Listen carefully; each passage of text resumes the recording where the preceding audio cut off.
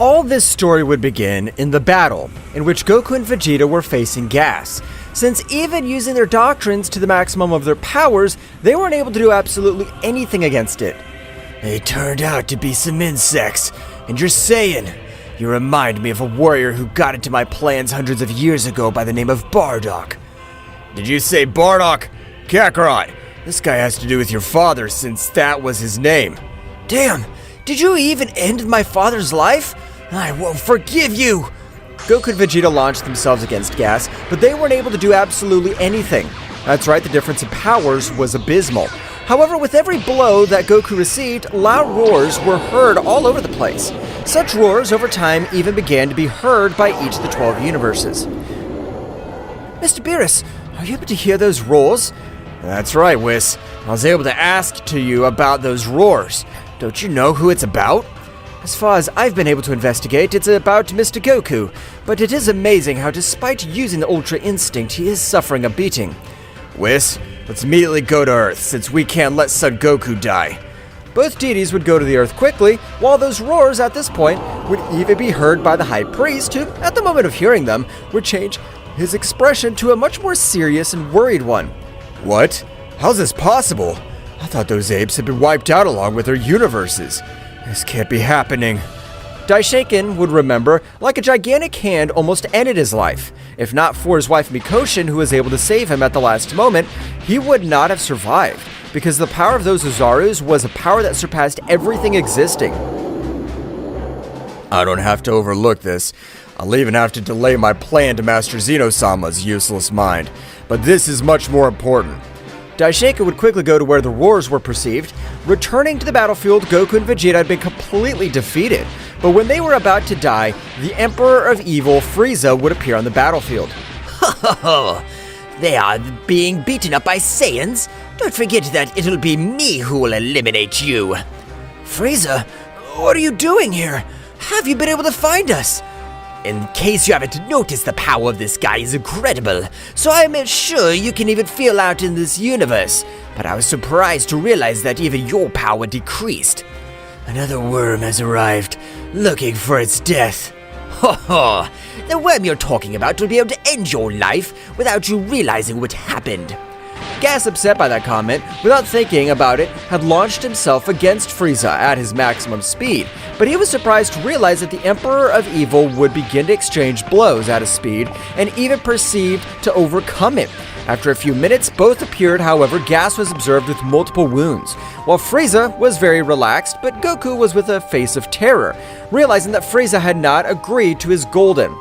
Frieza, how'd you get all that power? I can't believe it! As I've told you, Saiyans, I'm a prodigy. I've trained these 10 years, which have passed, and feel lucky as you will be the first to observe my new transformation.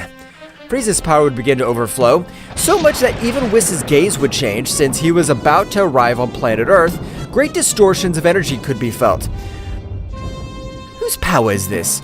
This power could easily surpass even Mr. Beerus. I can assure you that he is at 35% of the power of an angel. Frieza had been able to access his new transformation, which he would be named as Black Frieza.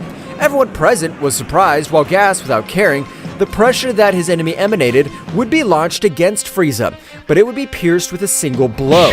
That's right, Frieza was able to end Gas's life with a single blow. I end the life of Gas in one fell swoop! This is amazing! But Frieza, in the same way, without letting them react, would grant a blow to Goku and Vegeta, despite both being in their doctrines. They were not able to dodge the powerful blow that Frieza had granted them. So they both fell to the ground in their base state, but something very strange was happening with Son Goku, because at the moment, several roars in a row would be heard all over the place, while his power would begin to grow in an incredible way. Hey, Whis, what's wrong with Son Goku? And how is Frieza able to get all that power? I don't have an answer for any of your two questions, Mr. Beerus, but Mr. Goku's power is being raised in such an impressive way that I'm not able to assimilate it. That's right, Goku's body was releasing an amazing power, but for all the 12 universes, a big voice would resonate. Finally, we've been able to crack this seal. We're back. All this would be heard over the 12 universes, which Daishinkan would absolutely panic. Damn, they weren't able to be eliminated, but who seals them on Son Goku's body? Is that why he's able to access the Ultra Instinct? Daishinkan would arrive, instantly prostrating himself in front of Goku while putting on a very serious look. Daishinkan-sama, please help me. I don't know what's wrong with me, but my body hurts too much. I feel like I'm going to explode. Of course I'll help you, Son Goku, but the best thing I could do for you is to end your life. Daishinkan would throw a great beam of energy, being able to cut off a large part of Son Goku's back, so he would fall to the ground on the verge of death. While Goku seemed to have been knocked out, but a great light would be able to cover his entire body. However, this would only happen in his mind, but was able to observe a large claw. Where am I? Am I even dead? Daishinkan had treacherously attacked me. Son Goku, you were the seal that tried to keep you, but currently you are considered the bearer of the 12 sacred beasts. Bearer of the 12 sacred beasts? That's right, although currently there's only me left since I, being the supreme sacred Oozaru, was the one creating the remaining 12 sacred beasts. I really don't understand anything you're telling me, but I can't do anything since Daishinkan's planning to finish me. Don't worry about that. Daishinkan, he's still a kid beast. I can tell you're still maintaining colossal power, but Son Goku's body's not able to withstand it. You're right, but this is enough. I just want you to know that the next time we meet, only one of the two will come out alive. You're very wrong, Sacred Oozaru. I know how dangerous you can become, so I'm not gonna let you escape. You don't have the ability to stop me. Release of sacred consciousness. A gigantic Ozaru would be formed all over the place, and with one roar, it was able to shake all the universes. That roar had been a powerful sonic wave, which had left the Great Priest on the verge of death, which, when he received it completely. Damn, I feel like my life's about to come to an end. How was he able to cause me so much damage with a simple sonic slingshot? Daishinkan would be knocked out of combat due to the incredible damage he received, so Whis would come to his aid quickly, but he was still surprised. I can't believe it! How were we able to withstand all that attack? If even my angelic barrier was not able to bear it, even though I used all my power. Whis was with his Bakulo, was able to help his father recover completely. However, he was still out of combat. Meanwhile, in a very different place, even when it seemed to be outside of the 12 universes, since no present was perceived, Goku would fall to the ground with mortal wounds, while his whole body swelled and expelled too much blood. Damn, this hurts. Hurts a lot. I don't know what the hell the Holy Ozaru is, but you've left my body in terrible condition. You don't have to worry. Since you being my carrier, you have to be able to possess the most incredible resistance of any warrior. Goku would begin to recover thanks to the help of the Sacred Oozaru, who was repairing all the internal damage that his excess of power had caused. Meanwhile, in a very distant place, a beautiful woman with black hair, as Night, would realize that the seal had been broken. Wow, apparently Bayako, the Sacred Oozaru, has been able to break the seal. Or was he able to make the worthy warrior its barrier? This would be very interesting. The Queen of Destruction would begin to laugh sadistically, remembering she had previously eradicated hundreds of universes with the flame that possessed. If the Sacred Oozaru returns, that means that we can have fun again like we did before. I want to end every one of the scum of all universes. Return to Goku, he was mediating due to the incredible damage he had suffered. Meanwhile, on planet Earth, Vegeta was very thoughtful due to the incredible power that Goku had released. Kakarot, what's happened to you?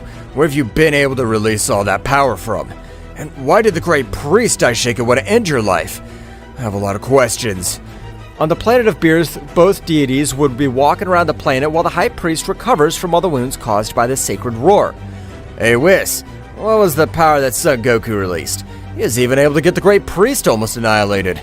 You are correct, Mr. Beerus, but I have no idea, since the power I released was not able to perceive it, so it must be in another dimension very far from ours. I can't believe that Goku's body is able to withstand the power of another dimension. It was said that even the power of a king at all would explode. But at that moment, the entire planet of Beerus would begin to shake. That's right, because Daishinkan had awakened, and when he remembered the Sacred Oozaru, he had released all his power at once, so the planet they were on had blown into hundreds of pieces.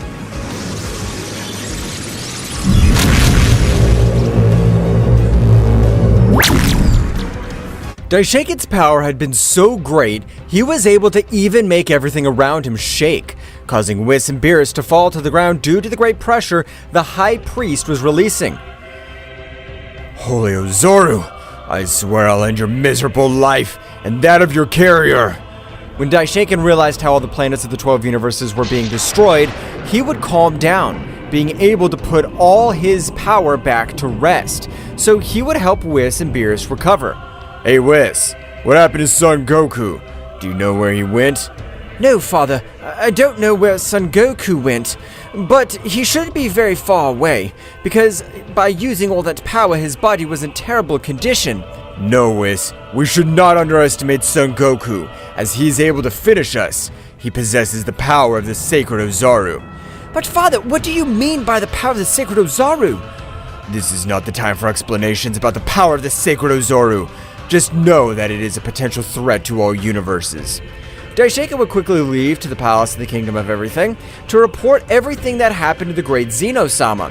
Meanwhile, in a place very far from everything existing, Goku would begin to stand up, but something inside him had changed. How long has it been? I feel like I've been sleeping for a long time. But from his aura, a gigantic Oozaru would materialize in front of Goku, so Goku was very surprised, because the power that he could feel from that giant Oozaru. What are you? Was it you saved my life? Apparently you don't remember anything that happened, but I'll help you remember. The Oozaru of an incredible roar was able to make Goku remember the fight they had against Daishinkan, and how he was able to release the power of the sacred Oozaru. So you're the sacred Oozaru, but how did I become your bearer? I still don't understand that. Hundreds of years ago, we faced this multiverse for a mission that was entrusted to us, but it was all a trap for the Divine Kingdom. Flashback. Warriors of incredible powers were destroying everything around them, even being able to endanger the very existence. So the most powerful being of all existing, called the Sacred Oozaru, would come to end this great threat. But I'm not able to see any warrior. What is this all about? But with a great attack of energy, they were able to hurt the Oozaru a little, which was off guard, so the whole divine world, led by Daishinkan and Zeno-sama, had launched themselves against him, starting with a great battle. However, despite overcoming him by dozens of warriors, it was impossible for them to contain the supreme sacred Oozaru. So, with an incredible roar, he was able to burst the eardrums of all his opponents. The only ones left standing were Zeno-sama and Daishinkan. However, his power to deal with the sacred Oozaru was very limited. I didn't think you'd have to access my combat form to take down a simple ape like you are. The power of Zeno-sama was increasing in an incredible way, so much so that on this occasion it seemed to be on par with the sacred Oozaru. However, throughout the universes, catastrophes began to occur, and this was not due to Zeno-sama's power release. On the contrary, the power of the sacred Oozaru had been released. Great connection between my bearer and I, who am the great sacred Oozaru. Of course we will. You have my full permission. But all over the place, the atmosphere changed quickly, turning a purple color, similar to the energy of the destruction of the gods, but the energy was much more aggressive, since the presence that was perceived was even of another level. Damn it, right now the Queen of Destruction's coming. It's not the best time. Holy Oozaru, long time no see. Do you want to fight with me a little, since I've been really bored? The sacred Oozaru was not able to say anything, as several runes would appear all over the face of the Queen of Destruction, while in the palm of her hand she carried an incredible power. Sacred protection! The incredible energy barrier would be placed in front of both of them, but the power of the Queen of Destruction was unreal, so the barrier was able to barely withstand it. Long time no see, Queen of Destruction. Of course I'll love to fight with you, but now I have to merge with my carrier completely. So the seal I give you if it served you, but why would you merge with it? It's much easier and more fun if you end his pathetic life. Goku was unable to move even a little bit due to the incredible power the Queen of Destruction was releasing. That's right, the power she was able to transmit through the air was amazing, so much so that it even left the warrior like Son Goku without movement. What is this pressure? Even though it doesn't hurt me, I'm not able to move a single one of my fingers. But it is unbelievable that you're able to stand in front of me, the Queen of Destruction. So you really want to give fun to me one more month, please? Since Gensi time I see plan to master all my sacred power. Okay, I feel like finishing off all the gods, angels, and kings all together. What fun that will be. The Queen of Destruction would leave the place, but Goku with a very serious look would stand in front of the Oozaru. I hope you remember that I asked you that we'll only finish with the beings of the Kingdom of Everything. We'll not finish with innocent beings. Yes, I know, don't worry. But in order to be able to put our authority over her, we'll have to have much higher power than hers. Goku and the sacred Ozaru began to unite, becoming one being. Meanwhile, on the planet of Beerus, both deities were equally very thoughtful. Whis, what do you think Son Goku is really the villain of this story? I'm thinking exactly the same of you, Mr. Beerus. My father and the king at all are not telling us something of the utmost importance. In this case, we'll have to take a look for the necessary answers. Both deities would quickly leave in search of answers, since at this time, the Super Dragon Balls had been enabled again. So both deities would gather the 7 spheres, summoning the Super Dragon God Zoma. You who have gathered the 7 Dragon Balls, tell me, what is your wish? I want you to give us all the permission about the sacred Ozaru and what happened in the past. Zoma's eyes shone, so at the moment all the knowledge had been sent to both deities through mental power. The Dragon Zoma would rise to the top of the Universe 7 until disappearing so the Super Dragon Balls would spread again. Lord Beerus, my father and the king of all, does not want there to be beings more powerful than him. That's why they decided to betray the sacred Ozaru. In that case, Whis, despite not having enough power, I don't plan to let Goku fight alone in this great battle. Both deities, likewise, would quickly return to the planet Earth, informing everything to the warriors, but Vegeta would step forward. I'll go along with them to where Kakarot is, Gohan. You stay on this planet so that you're in charge of protecting it.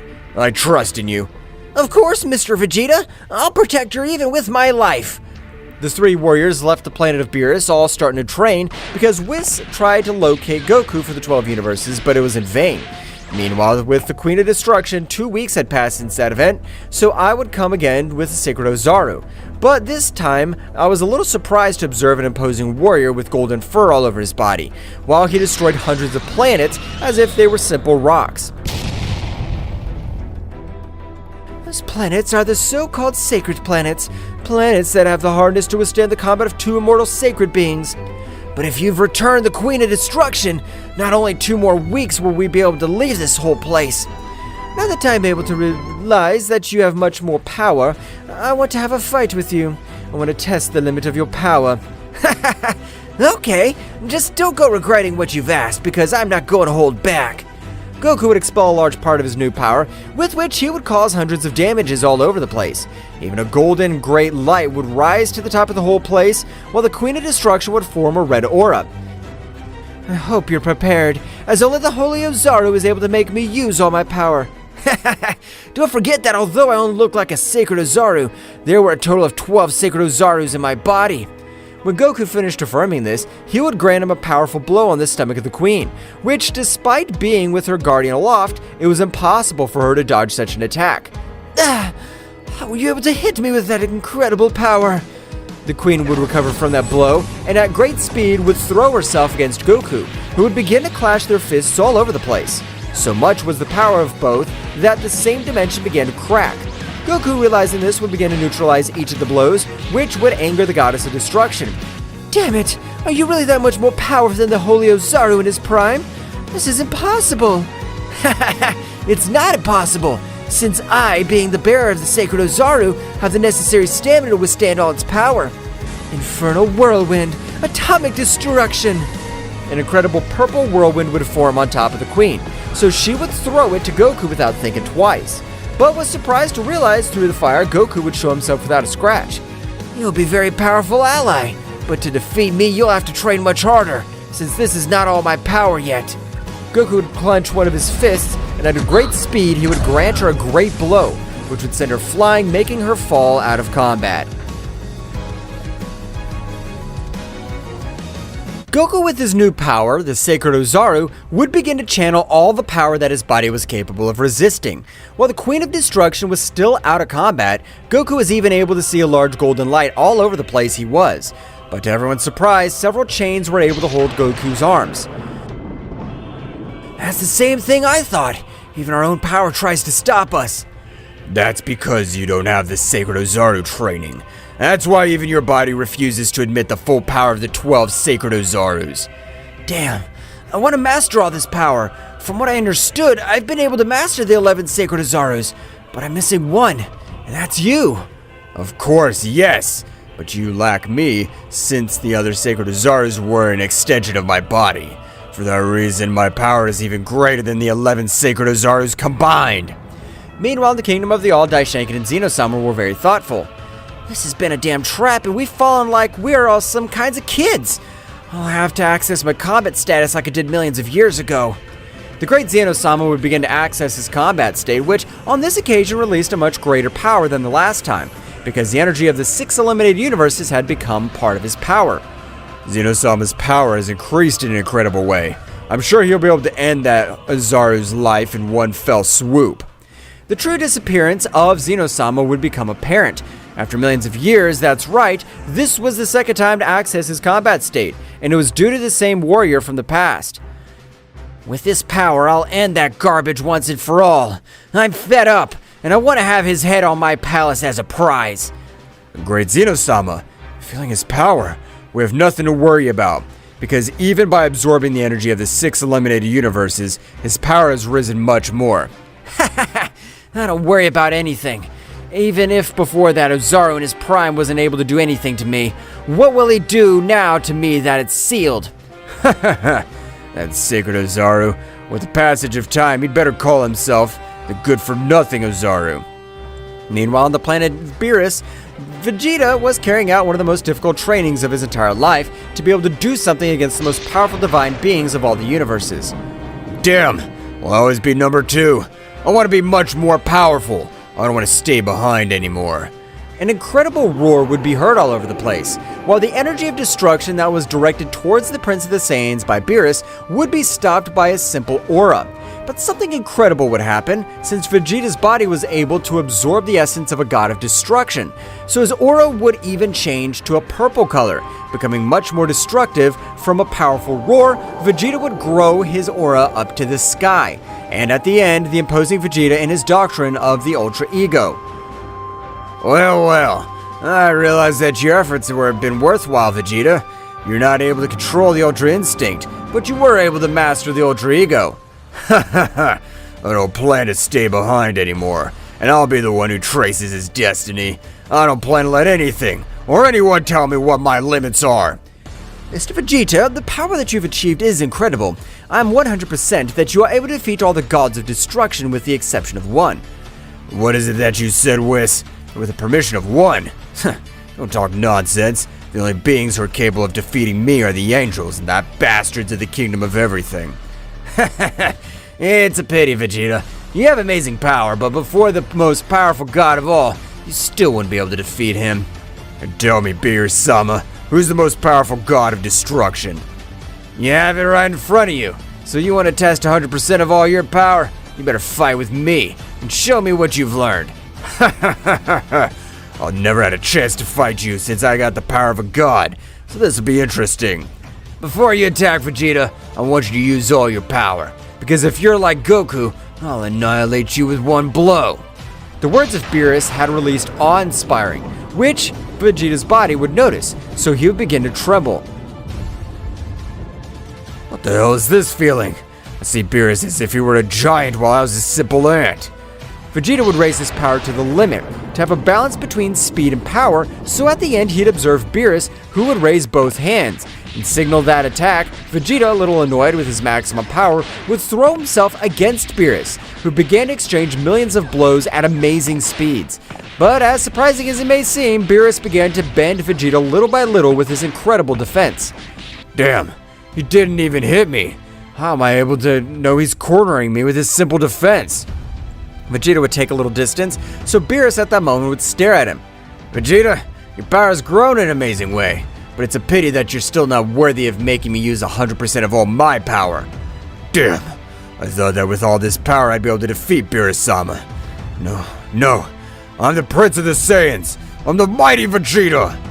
Vegeta, with much more power, which his body was able to withstand, had thrown himself against Beerus. but his speed had drastically decreased, so it was impossible for him to give a blow to Beerus. Returning to Goku, he was thinking how to be able to access all the power of the sacred Oozaru. There is a way that you'll be able to get your body to accept my power, since it's not able to accept it, because previously it was one that was holding me back. What's that shape you're talking about?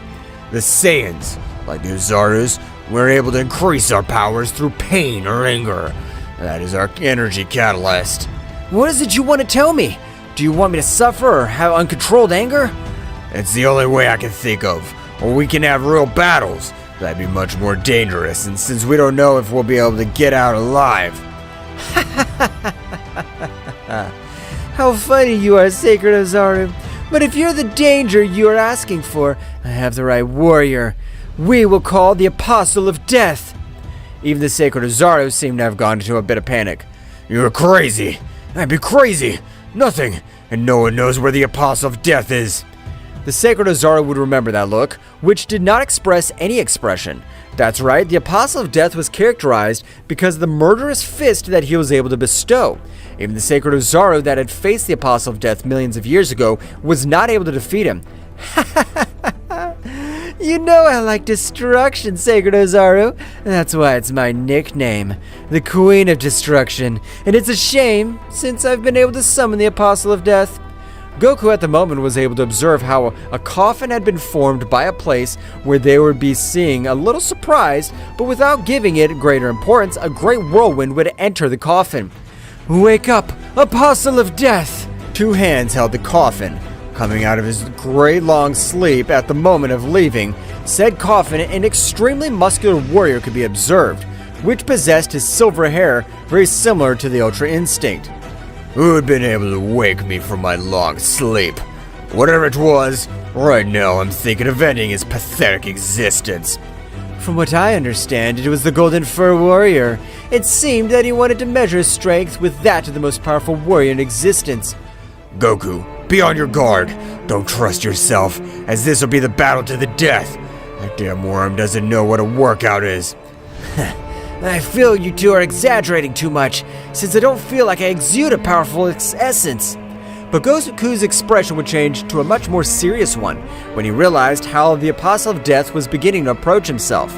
And with each of his steps, the pressure that was falling all over the place was incredible, so much so that Goku had to raise a large part of all his power, simply to be able to withstand that pressure. Why are you walking away? Didn't you want to try all my power? This is here in front of you!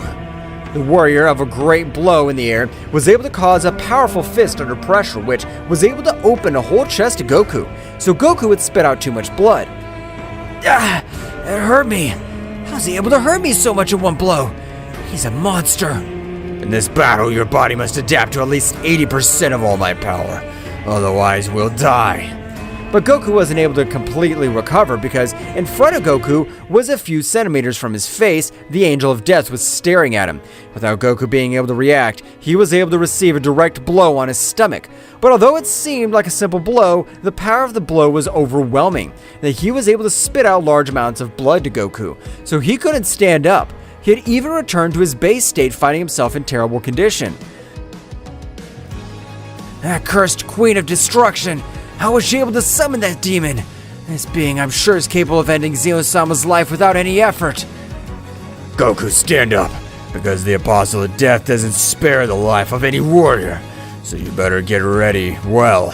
Goku in a lot of pain, even with most of his bones broken, would stand. I'll have to access the Holy Super Saiyan from the beginning. Goku would begin to try to access the Super Saiyan Sacred, but it was impossible for him due to the incredible pressure that was on his entire body. But everyone present was surprised to hear how the voice of the Apostle of Death would resonate through the place. Don't worry, take your time, because I want to end your life when I'm using 100% of all your power. This bastard's completely underestimating me, and I'm not going to let him! Goku, with a little more tranquility, he would try to access the Super Saiyan Sacred God, starting to go through each of his transformations until acquiring his characteristic gold fur all over his body. I'm ready, but no matter what happens, I'm not gonna die in this place, so get ready! Goku with his maximum power, and even the power of the Sacred Oozaru at 54% affinity, had launched themselves against the Apostle of Death. But each of their blows were useless, since the Apostle's resistance was hundreds of times more than Goku's resistance. I hope you're done, since I've let myself get hit by millions of attacks. Now it's my turn. Goku was not able to move, and would watch as the Apostle of Death would carry a great energy in one of his fists. But to everyone's surprise, the Apostle of Death would fade away, returning everything to normal. I thought you'd be able to do something against the Apostle of Death, since even I have been easily defeated. What the hell was that? Where did he go? The Apostle of Death possesses such great power that millions of years ago the Omnipotent Gods granted him a curse. A curse? What's that curse you're talking about? The Apostle of Death is only able to rise if the Goddess of Peace is able to bestow a little of her blood in his cursed coffin. But I wasn't able to see any of the other goddesses besides you. Believe it or not, millions of years ago, I was considered the Goddess of Peace and Reminiscence. So I'm the only one to invoke the Apostle of Death at will. Goku would be very surprised by the information that had been released to him. Meanwhile, in the Kingdom of the Whole, Zeno-sama along with Daishinkan had called a meeting to all the gods and angels in the place. I have to absorb all the gods and angels, as I'm sure the power of the sacred Oozaru must be increased. But sir, you beat him earlier. That's right, but the rumors say that the Queen of Destruction is allied with that bastard, so I'm not gonna trust myself. I'm planning to end that sacred Oozaru once and for all.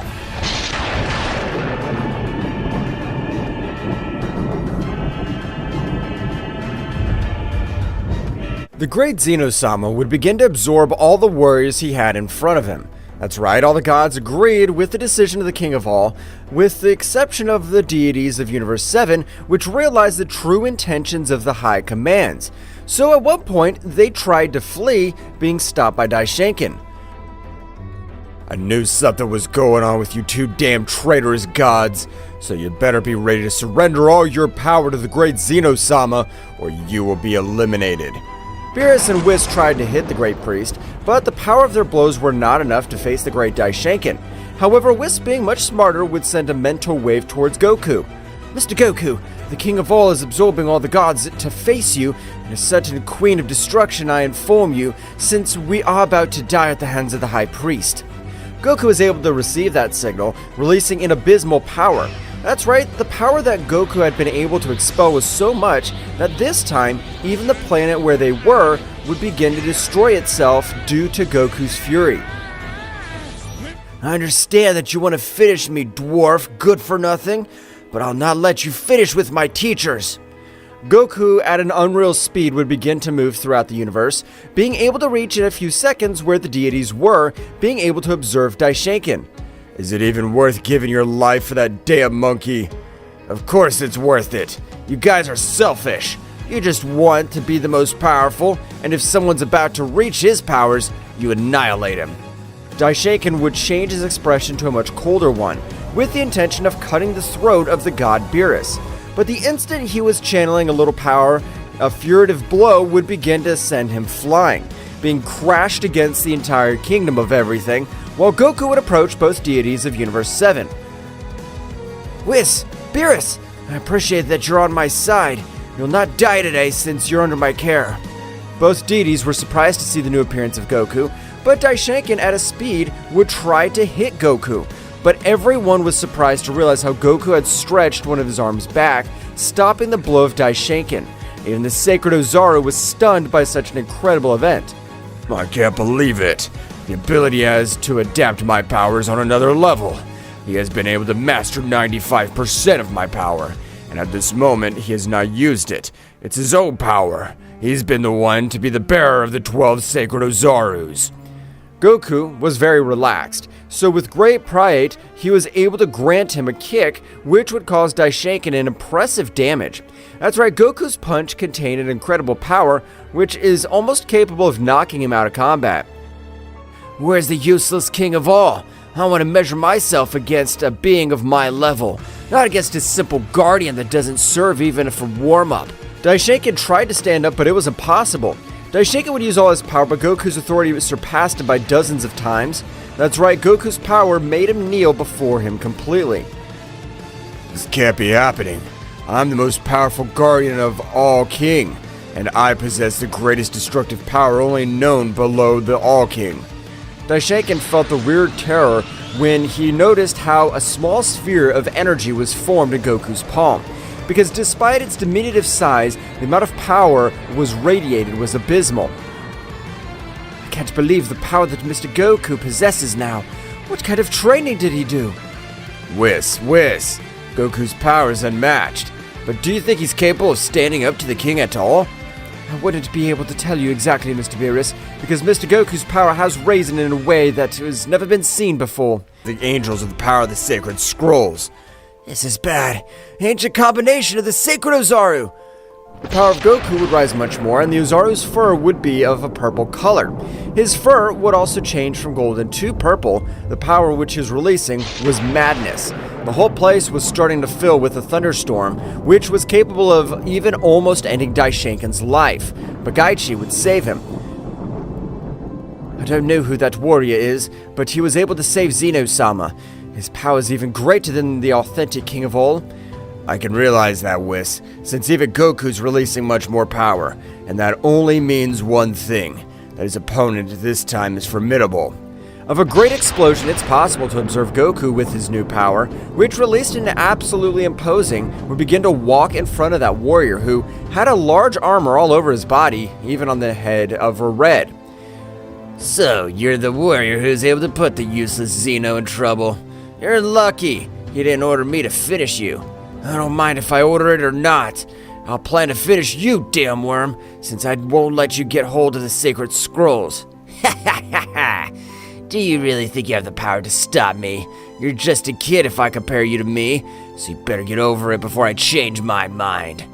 Goku, with a great determination, would throw a powerful blow in his face, which to his surprise was not able to do anything to him, but would make him angry in an amazing way.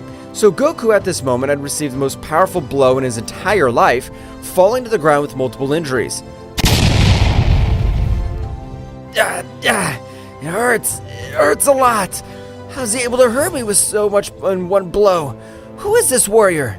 Gaichi, the Annihilating God, a being who's able to give battle to the Apostle of Death.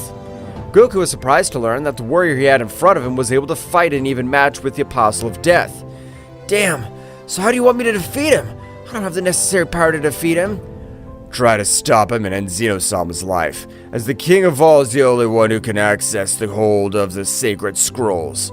I understand, although doing that will be throwing a beast at us. But we'll do it, because if he has those scrolls, I'm sure his power will increase much more. Goku would be trying to determine who would begin to exchange millions of blows with the god, but despite trying to end the life of Zeno-sama, Gaichi would not allow it, because he was able to predict every one of his moves. So Goku would take distance and communicate telepathically with Whis. Whis, I'll grant you 90% of all my power, and I'll only distract him. I want you to finish with the King of the Whole, so that this warrior will not be able to get the scrolls. But Mr. Goku, your power is so great I don't think I can stand it. Whis, I trust you yourself, since there's nothing greater than the power of self-confidence. I'm counting on you. Goku would transmit 90% of his power to Whis. Goku's power had decreased considerably, since this time he was only using the power of the sacred Oozaru. Ha ha ha ha ha! You have reached your limit? If now I don't possess the sacred scrolls, I have this power. Imagine when I'll get hold of those secrets. It's a shame. That dwarf took all the scrolls to the grave. Gaichi, noticing how Whis' arms radiated with surprising power, would try to stop him, but it was too late since Whis was able to connect that furtive blow, turning the king completely into ashes, leaving absolutely nothing of it. Gaichi, furious, would try to end Whis' life, but Goku with a big kick was able to move him away a few meters, so he would quickly use teleportation, leaving together with Whis and Beerus. Gaichi, furious, would expel all his power, so even Daishinkan seemed to be turned to dust. Damn it, it was the warrior that Zeno-sama released. His power is so great that I'm not able to assimilate it.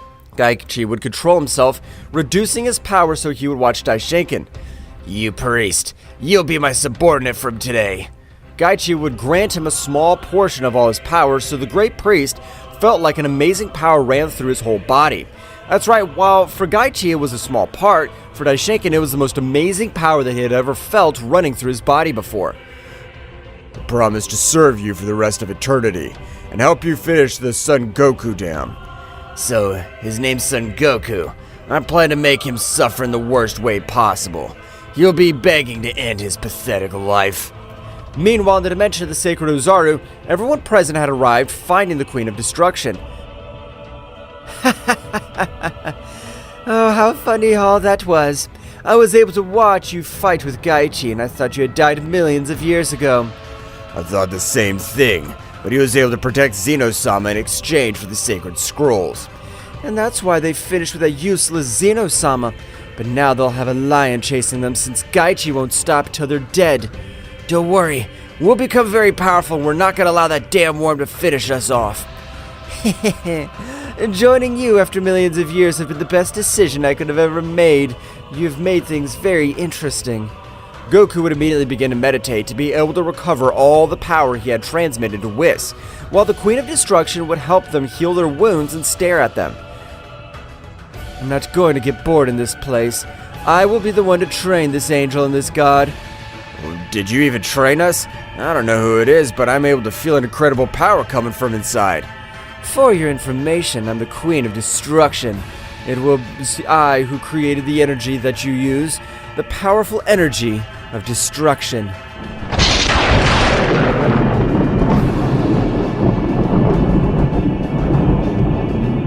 The Queen of Destruction, being a sadist, would begin to emanate an energy similar to that of destruction. So the most powerful god would try to retain all the energy with your aura.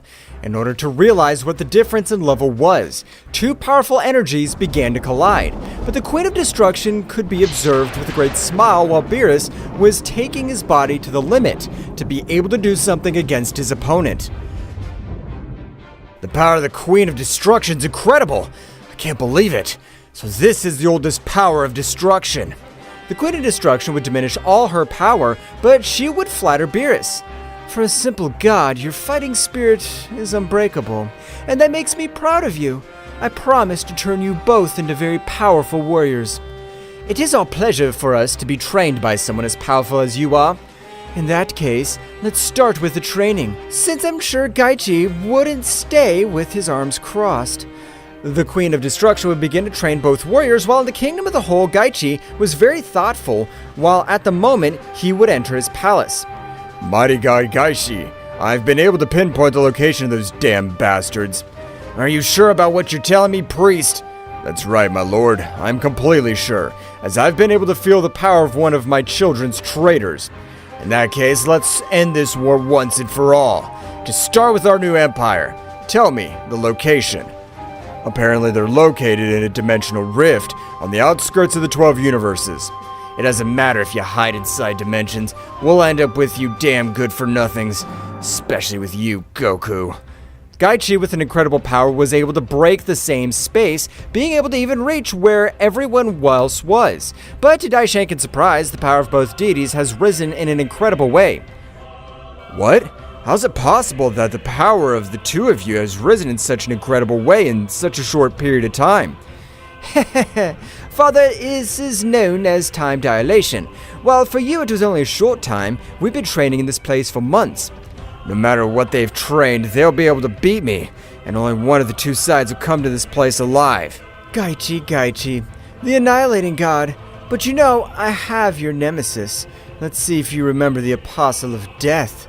The Queen of Destruction would quickly summon the Apostle of Death, who would come out of his coffin in an epic way, observing the first place to Gaichi, remembering the hundreds of battles they had in the past. Gaichi, the end of your era has led. I'm not going to let you escape like you did in our last battle. What a poor power you have. I'm sure that this time I'm able to annihilate you without any effort. You don't possess any incredible power that you used to possess.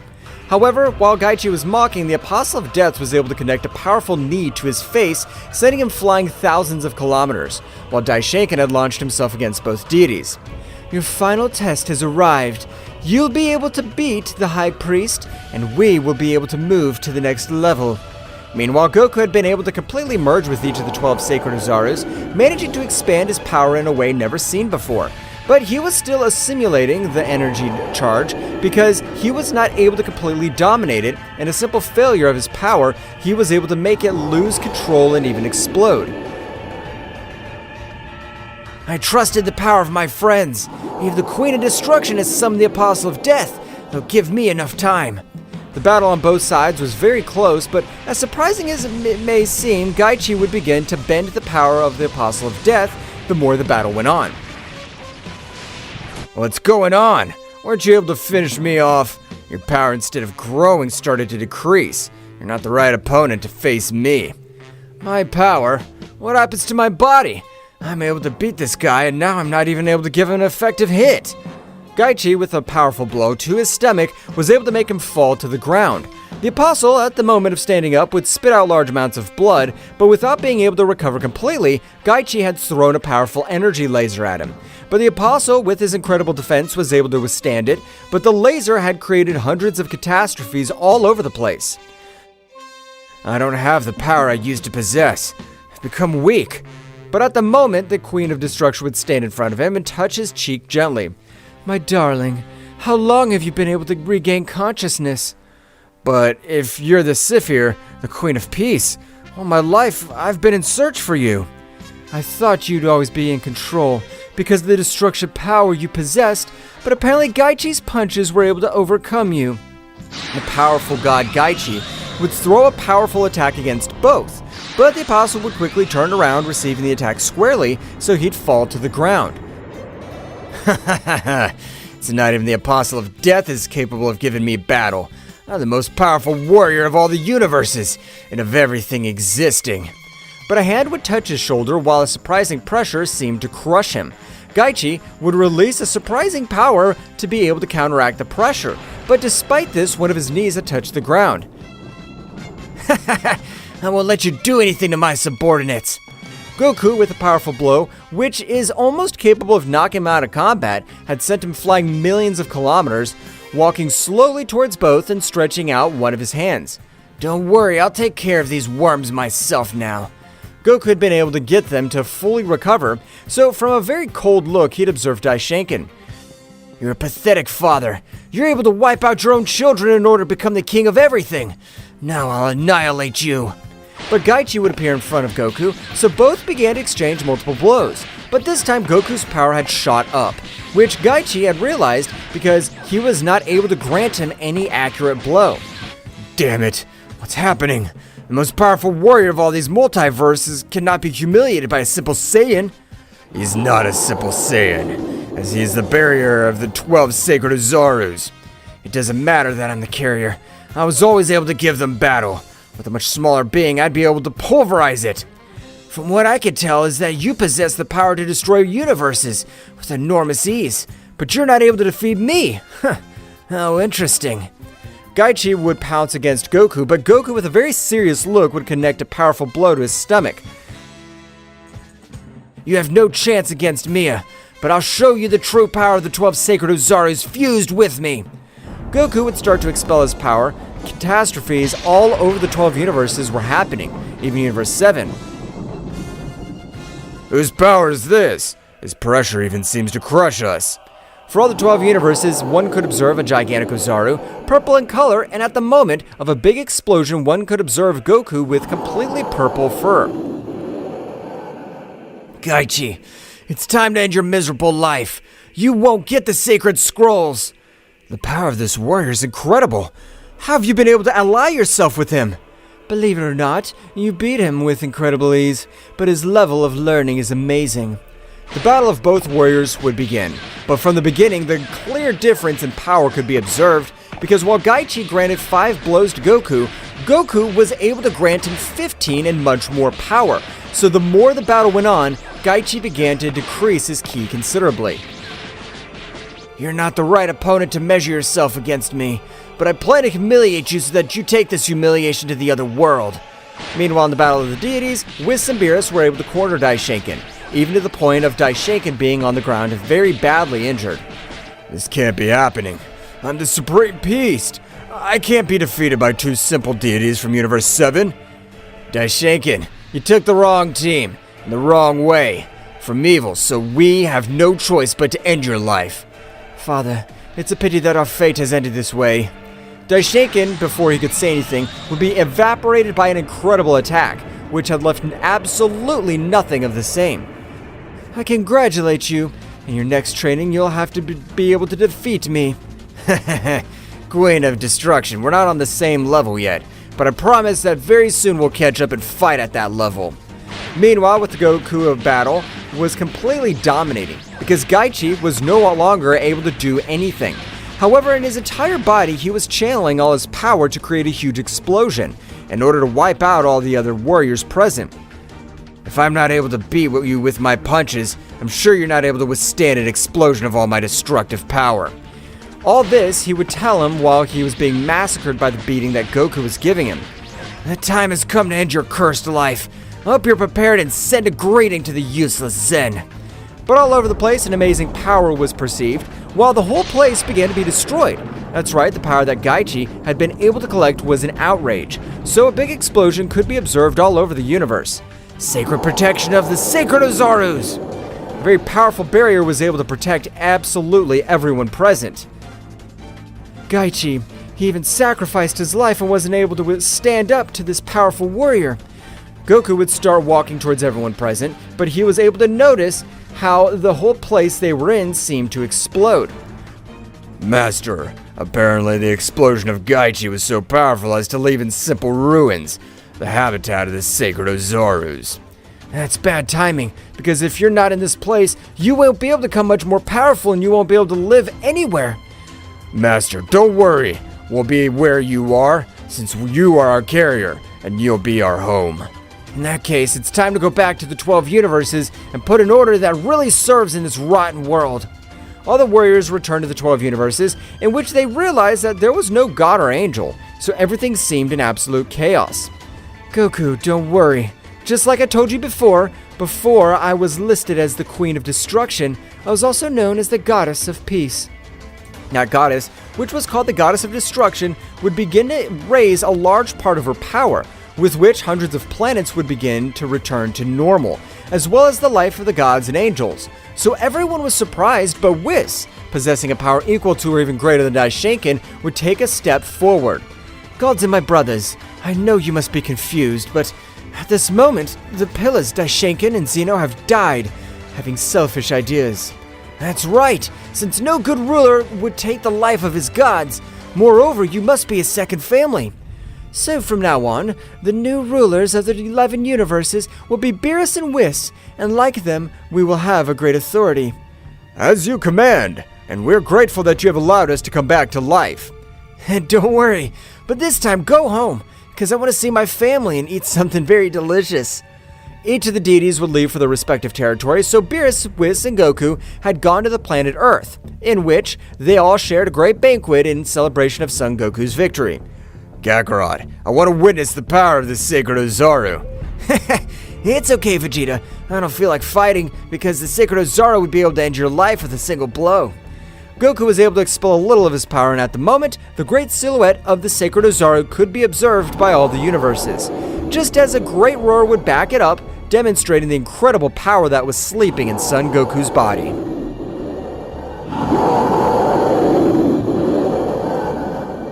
It was a normal day in the life of the inhabitants of planet Earth. People were eating in restaurants, walking with their families. There were children playing when suddenly a giant lightning bolt was seen in the sky that caused a strong movement throughout the Earth's surface.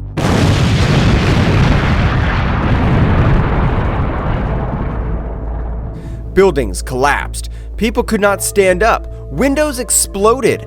All this resulted in car accidents and injuries. At the moment, a child was going to be pierced by a giant glass that fell from a building. Very close by, we see how a being that we cannot distinguish who it is flies through the skies at great speed, rescuing people who were in danger due to the strong movement. At the precise moment when the child was about to die, that being rescues him, seeing how a huge piece of glass explodes against the ground. We see how this hooded being stands up from behind, revealing that it was none other than Goku, who had been hidden for a long time because Daishinkan and the angels wanted to see him dead. Goku, with a different appearance than the one we all know, after rescuing the boy, is amazed by the energy that emerges from the earth to the sky. We can see how Vegeta arrives at the place where Goku is together with the Z Warriors, who were still saving people from the disaster. Vegeta looks at Goku face to face and says, "Kakarot, insect, where have you been all this time?" At that moment, Gohan and Goten arrive and tell him, Dad, where have you been? "What happened to you, father?" All this happened while Piccolo, Krillin, Trunks, and Android 18 were rescuing the people affected by the movement. After having finished saving them, they arrive to where they are reunited with Goku and look at him very surprised. In a head-to-toe scan, we can see Goku's face very emaciated, with wounds and pronounced cheekbones because he had not tasted any kind of food for a long time. At that moment, we go back in time about 20 years ago. We see how Goku and his son Goten are walking together in the forest. Goku, talking to his son, says, Hey, Goten, are you ready to fish today? to which Goten replies, Yes, Dad. Will you show me the fastest way to catch them? Goku, happy for his son's enthusiasm, replies, Of course, Goten, but this time I'm going to try something different. Watch this. Goku dives into the water and after a short time comes out with a big jump with a huge fish moving on his hands. Goten, very surprised, says to his father, Wow, Dad, how did you do that? Goku, showing a very happy expression, says, When I was little like you, Goten, I had to find my own food in order to live. You should try to give it a try. Goten, very excited, says to his father, I'll try.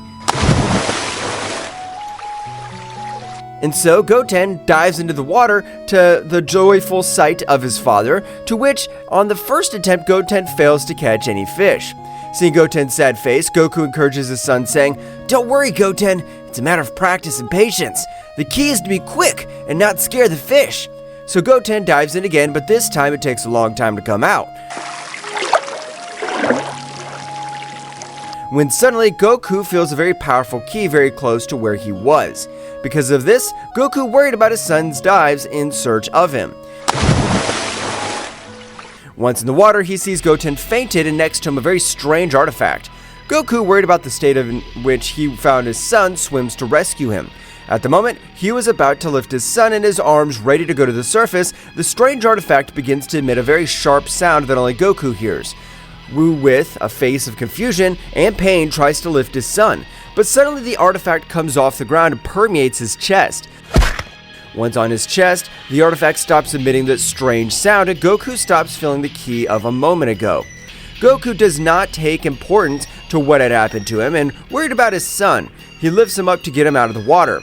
Once outside, Goku puts his son on the ground to revive him, but suddenly an unknown being appeared to him.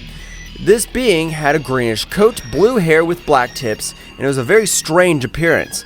But it did not seem to be something real. It looked like an illusion. Goku, upon realizing this being, became alert and put his son in good protection. After that, addressing the being, he asks him, Who are you? What do you want here?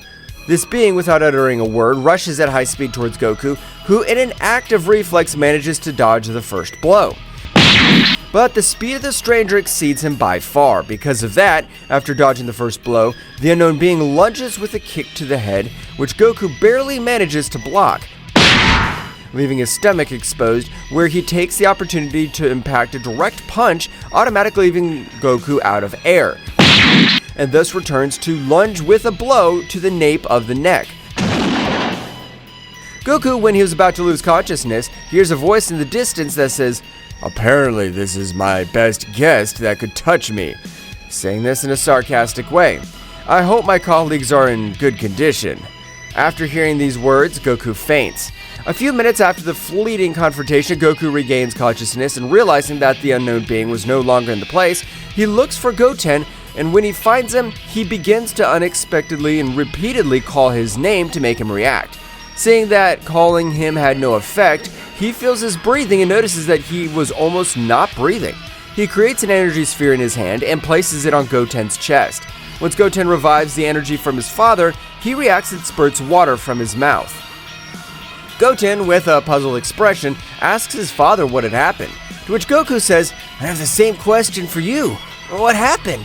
Goten tells him that at the precise moment he was about to capture the fish, he felt attracted to the artifact, which also tried to impregnate in his chest. At the time, Goten felt a strong source of energy that ran through every part of his body, which was very difficult to control, and felt how that strange energy weakened him until he lost consciousness and fainted. Goku had his thoughts, and that he also felt the same strange and very powerful energy running through his body, and worried about his son, asked him if he still felt that energy inside him. Goku calmly and a little puzzled told him no, that he only felt that when the artifact was trying to permeate him. While this was happening on Earth, Whis and Beerus went to the Kingdom of Everything to talk to Daishinkan, since they had noticed him very tense and worried. Once they were already in the Kingdom of Everything, Daishinkan appears with a very serious expression, while Whis and Beerus bow to him to show respect.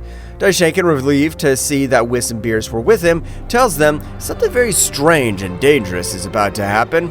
Whis, with a puzzled expression, asks, "What is it, father? We'd noticed a certain tension in the air as we reached the realm of the whole." Beerus, yawning without realizing the seriousness of the fright, says to him, "Trouble again? What could be so dangerous to make Daishinkan so worried?" "Serious? And worried, the High Priest?" To which Daishinkan replies, "Yes, I'm afraid so. A powerful entity has resurfaced, one we have not faced in a long time." Whis, with a very serious expression, says to him, "An unknown entity? Could it be one of the beings we left sealed away long ago?" "It is possible, Whis. Its energies are as dark as they are disconcerting.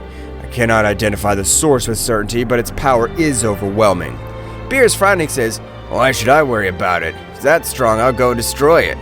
Daishinkan, with a very serious expression, explains, "It's not that simple, Lord Beerus. This entity seems to have the ability to change even the most ancient gods. We cannot underestimate it." Whis thoughtfully asks his father, "How do you suggest we deal with this situation, father?" "We need to gather information before we act rashly. Whis, Beerus, I trust you with the task of investigating. Find out all you can about this entity and any weaknesses it may have." Beerus, smiling confidently, exclaimed, "Good, good.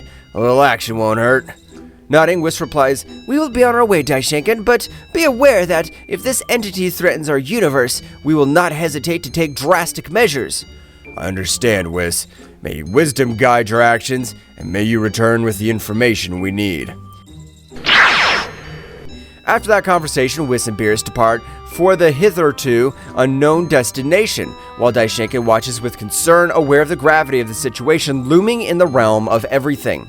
As they were on their way back to Earth to ask for Goku and Vegeta's help, Whis recalls that when they were on their way to the realm of everything, he sensed a very strong and dangerous key on planet Earth. Halfway through his quest in the universe, he stops and, confused, Beerus says to Whis, "What's wrong? Why are you stopping?" Whis, very serene, says to Beerus, "Oh, my dear Lord Beerus, it turns out on our way to the realm of everything, I detected a rather intriguing presence." Yawning, Beerus asks, "A mysterious entity? We didn't need to get any of what Daishinkan told us." Whis, with a nervous smile, replies, "Don't worry, Mr. Beerus. This time it doesn't seem to be a direct threat. I just felt a fleeting flash of power, something that crossed our path." Beerus frowns at Whis. "And you didn't give it any importance? Isn't that what Daishinkan was talking about?" "Well, the truth is, I didn't consider it an immediate threat. It was like a flash of power energy, but it disappeared as quickly as it came. It didn't seem to have any hostile intentions." Beerus, thinking about the situation, asks, "So what shall we do then? Does Daishinkan want us to investigate something like this?" "Yes, but I think the best option is to go ahead with our main mission, to find out what the entity has surfaced. The fleeting presence may be a mere detail compared to what awaits us." So Whis and Beerus went on their way through the universe, looking for the entity Daishinkan mentioned without giving so much importance to what happened on Earth. Back on Earth, the precise moment Goku rescued his son Goten, Goku, confused by what had happened to his son and the strange artifact that had impregnated in his chest, told Goten, "Let's go home immediately." As they flew on their way home, Goku tries to sense Vegeta's ki so he could teleport with him, as soon as he left his son with his mother Chi-Chi. At that moment, we see how Vegeta was already gathered by the Z Warriors, Krillin, Android 18, Piccolo, Shin Han, Chaos, Gohan, Future Trunks, and Master Roshi, who were talking about the strong and dark energy they had felt. Goku and Goten arrive home, and his mother, worried because they had taken a long time to return, runs to Goten and says, Goten, son, are you alright? to which Goten replies, Don't worry, Mom. We're fine. Chi-Chi raises her head to Goku and notices that he's very serious. She lowers her gaze a little and notices the strange artifact he had on his chest. Chi-Chi asks him, Goku, what's that you have there? Are you alright? Goku immediately changes his expression with a fake smile reply. Oh, don't worry. It's nothing important. Chi-Chi in a very insistent way, Goku, don't fool me. What happened? This thing I have on my chest. This very strange artifact I have on my chest. Well, it's a strange artifact, but I'm fine, really. I'm going to find out what it is and we'll get on with our lives. Chi-Chi, worried about Goku, hugs him and says, Promise me you'll come back, Goku. To which Goku, with a smile, answers her yes. While he was about to make the teleportation, Goku says goodbye, saying to Goten, Take care of your mother. I'll be right back. He teleports. Moments before Goku arrived to meeting the Z Warriors, as they were at Bulma's house, they were talking about what they had felt a moment ago. Vegeta, with a very serious expression, asks, Did anyone else feel that dark energy? I can't identify it, but it's disturbing. Piccolo, frowning, replies, Yes, I felt it. It's as if it disappeared immediately as soon as we felt it. Something's not right. Gohan, very worried, says, Dad, Goten are with my mother. We should look for them.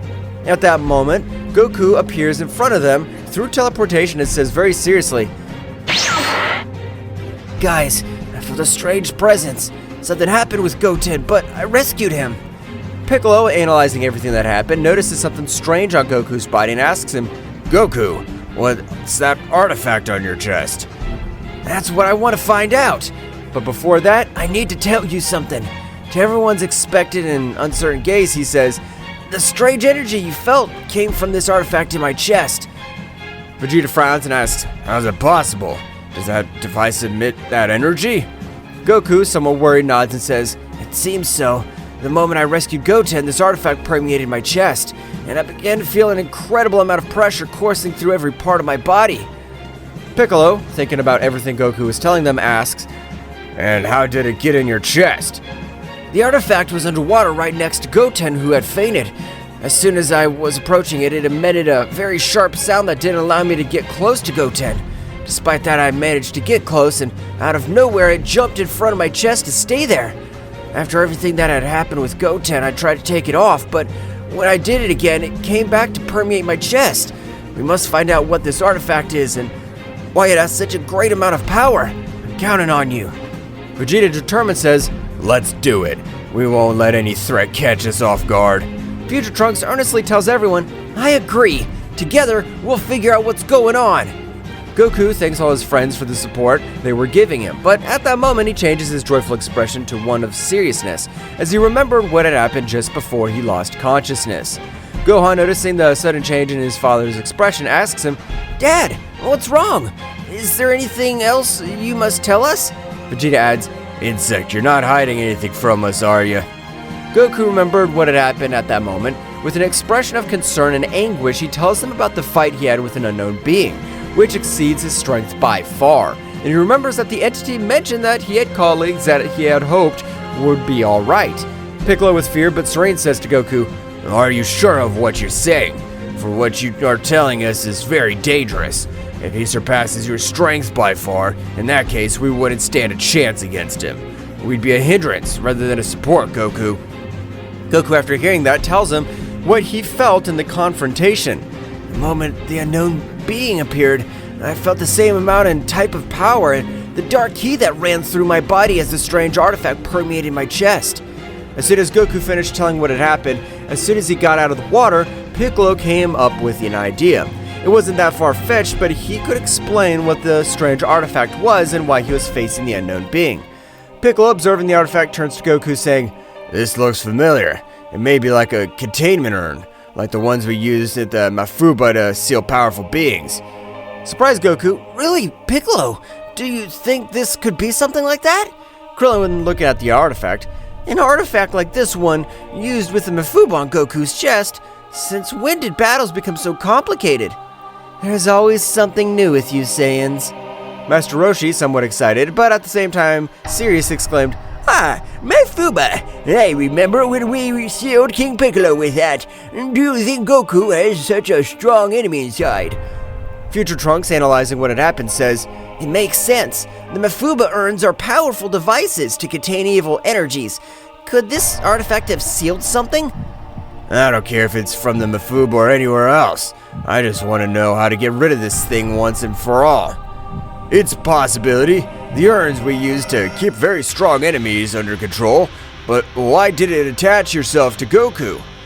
I'm not sure, but what I do know is that this energy is linked to a very powerful entity. Whatever it is, if it's linked to that artifact, we cannot underestimate it. So, what do you plan to do, Kakarot? At that moment, the Kaio-sama of the North telepathically communicates with Goku to tell him that he had information about the powerful energy that they felt, and the mysterious artifact that permeated his chest. Kaio-sama tells him to get to his planet quickly. First, we need information. Kaio-sama has information about this artifact and the being that might be inside it. We must go to Kaio-sama so we can find out what we're dealing with. Vegeta nods and Goku continues. Exactly, but first, I need your help. If there are any more entities like this, the Earth could be in danger. And with this connection to the artifact, I could put them at risk. Therefore, I'll only go to Kaio-sama to get the information to get rid of this artifact. Kakarot, don't even think that you'll do this alone. I'll go with you, insect. I can't accept that you become stronger than me. Goku accepts and asks him to put his hand on his shoulder. Once Goku and Vegeta left, the Z-Warriors sensed unknown presences on the planet, so they split into groups and flew off at high speed to go investigate. With the re-evaluation that the artifact at Goku's chest might be like a containment urn, similar to those used in Mafuba, the Z-Warriors faced an increasingly complex and dangerous situation. Uncertainty about what such an artifact contains and how it is connected to the mysterious dark energy fills them with worry. While Goku and Vegeta were to where Kaio-sama and the Z-Warriors went to investigate the unknown presences they had detected in space, Whis and Beerus, after having traversed much of space, felt a strong amount of dark energy, so they immediately head to where it was. As they are about to reach the source of the dark energy, the pressure in the air becomes more intense as they get closer, and the unknown entity awaits their arrival. Why do I feel like this is going to be more complicated than we thought? Mr. Beerus, the information we gain here could be crucial to understanding the threat we face on Earth. The unknown entity, surrounded by a dark aura, reveals itself in front of Whis and Beerus. Its presence is overwhelming and a sinister laugh echoes in space. Unknown entity mockingly welcomes them, saying, I expected your arrival. You took longer than I expected. Do not underestimate the gods. We're here to stop any threat that endangers our universe. Before any confrontation, can you tell us who you are and what you're doing here? Oh, that's funny. I'm known as Ryuk, disciple of the Devourer of Worlds. I have come to free the Master, the most powerful being who ever lived. The expression on Whis' and Beerus' faces become much more serious upon hearing Ryuku's name. Ryuk, a name rings a bell. Ryuk is an ancient threat, Lord Beerus. His master, he and the other disciples were sealed away a millennia ago due to his unquenchable thirst for power and destruction. So it looks like we have a problem. This time it won't be as easy sealing him again. The space fills with palpable tension as Ryuk, surrounded by a dark and malevolent aura, confronts Whis and Beerus. The dark energy emanating from him seems to distort the very fabric of space around him. Ha ha ha! Problem, you say? You are correct, little god. The Master has been patiently awaiting your release, and now with my arrival, that time has finally come. Beerus moves into combat stance with a determined expression on his face, while Whis remains composed but alert. I have no time for games. If your master is a threat, we'll stop you here and now. Tell us more about your master. Understanding his motivations might help us find a peaceful solution. Ryuk chuckles mischievously, revealing his sharp fangs, then disappears in a dark flash before reappearing behind Beerus with astonishing speed. There's nothing they can do to stop the Master's inevitable resurgence, but before that, they could entertain me. The battle begins. Ryuk throws a swift punch towards Beerus, but the Destroyer guy nimbly dodges and responds with an energy punch that Ryuk blocks easily. Meanwhile, Whis watches carefully, waiting for the right moment to intervene. Ryuk's speed is impressive, but Beerus manages to keep up. They exchange blows and energy blasts in a combat that seems to defy the laws of space itself. Ryuk's dark energy distorts reality around him, making each impact more dangerous and intense. Oh, Beerus, your speed is amazing, but that dark energy is problematic. I suggest you be careful with your movements. Beerus nods as he dodges an enemy attack and counterattacks with an energy wave. Ryuk, undeterred, vanishes and reappears in front of Whis, challenging him to enter the fight. And you, System of the God, will you dare to face me? Whis smiles serenely and disappears in a flash, only to reappear behind Ryuk. I have no intention of fighting, but if that's what you wish. Before Whis finishes his sentence, Ryuk turns around and launches his fierce attack towards him. Whis, with his extraordinary speed, dodges each blow with grace. Space convulsed with the fury of the cosmic confrontation between Whis, Beerus, and Ryuk. Each move shattered reality itself. As Ryuk's dark energy and the god's divine blast intertwined in a demonstration of opposing forces, Ryuk, his ominous figure shrouded in a dark aura, moved with breathtaking speed. His sinister left echoed through the emptiness of space, challenging the gods who faced him. This guy's faster than I thought. As Beerus' words fade away, Ryuk disappears in the blink of an eye and reappears in front of him with a punch charged with dark energy. Beerus manages to block the attack, but the force of impact sends shockwaves through space. Ryuk breaks away from Beerus with a smirk, and in a flash lunges towards Whis. His movements were fluid. Whis, on the other hand, moves gracefully, dodging each blow with the grace of a cosmic dancer. This dark power is intriguing, but it is out of balance. Ryuk, frustrated by Whis' evasive ability, concentrates his dark energy in his hands and launches it as a flare.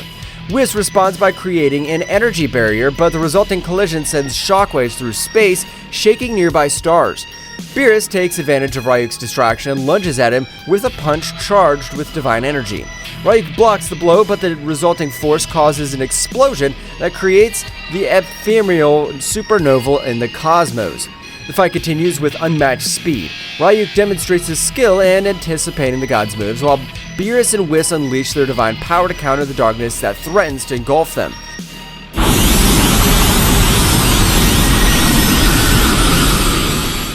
In a moment of pause, Ryuk grins mischievously and his dark aura begins to intensify. A transformation was underway. The darkness concentrates around his body, forming a sort of dark cocoon that breaks, revealing a transformed figure. Now Ryuk has evolved.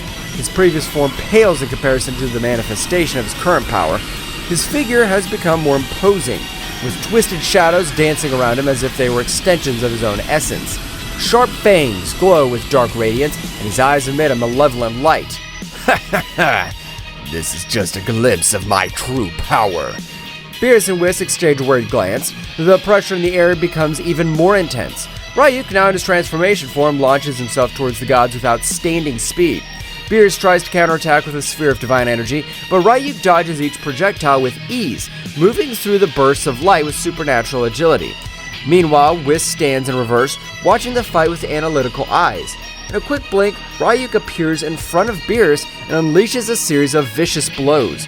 The sonic sounds of punches and echoes kicked through space as the gods and Devourer of Worlds, discipled, plunge into a frenzy of combat. Beerus, struggling to keep up with Ryuk's speed, takes a direct punch to the stomach that sends him drifting into space. Before he can recover, however, Ryuk lunges at him and blasts him with a barrage of blows. The situation becomes even more complicated when Ryuk, in a ruthless act, concentrates dark energy in his hand and drives it through Beerus' abdomen. The Destroyer God lets out a roar of pain as darkness spreads from the point of impact. Whis, seeing the stark reality, springs into action. His figure flashes in space as he stands in front of Ryuk, blocking his attacks. I cannot allow you to harm my lord in this way. Whis' divine energy collides with Ryuk's darkness in a show of cosmic power. The battle intensifies and the fate of the universe hangs in the balance as the confrontation between light and darkness reaches its climax. The confrontation between Whis and Ryuk intensified as space became the stage for their fierce cosmic battle. The clash of divine and dark energies echoed in the void of the universe, creating ripples that stretched to the far reaches of space. You think you can stop me, Whis? The Master of Divine Martial Arts, Whis, maintained his serene composure as he resisted the onslaught of the Devourer of Worlds disciple.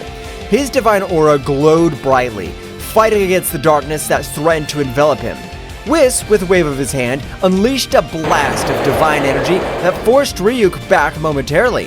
However, the smile on the dark being's face revealed that he was far from giving up. Ryuk, your quest for power will only lead to destruction. Ryuk, releasing a sinister laugh, launched himself at Whis with renowned furiosity. Each exchange of blows was like a clash of titans, with the fate of the universe hanging in the balance. Meanwhile, Beerus was recovering from the wounds inflicted by Ryuk, watching the battle with critical eyes. The darkness that had pierced his abdomen was beginning to dissipate thanks to divine regeneration, but the experience had left an indelible mark. This creature is more formidable than I imagined. And determined not to be a mere spectator, Beerus joined the battle with renowned determination. His figure flashed with divine energy that rivaled Whis's, creating a spectacle of light and shadow in space. The three powerful beings engaged in a cosmic dance, with flashes of divine and dark energy illuminating the vastness of the universe. Ryuk, without losing his smirk, took advantage of his transformation to increase his speed and strength, challenging the gods with every move. The combat reached new levels of complexity when Whis, in a flash of cunning, unleashed a divine teleportation technique. He moved at the speed of thought, appearing and disappearing at different points in space, keeping Ryuk on the defensive. You can't dodge me forever, Whis.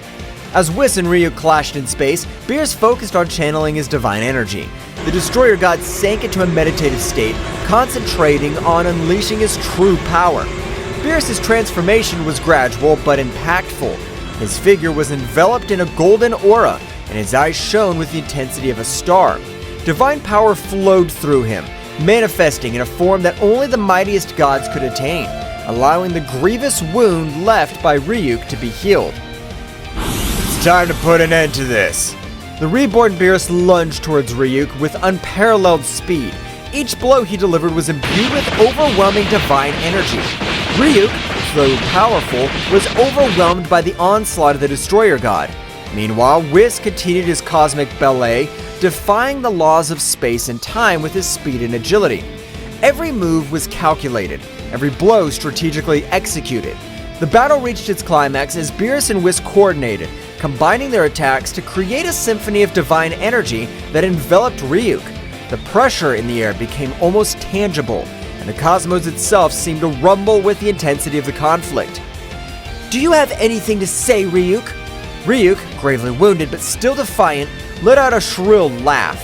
His figure writhed as the dark energy tried to resist the overwhelming pressure of the gods.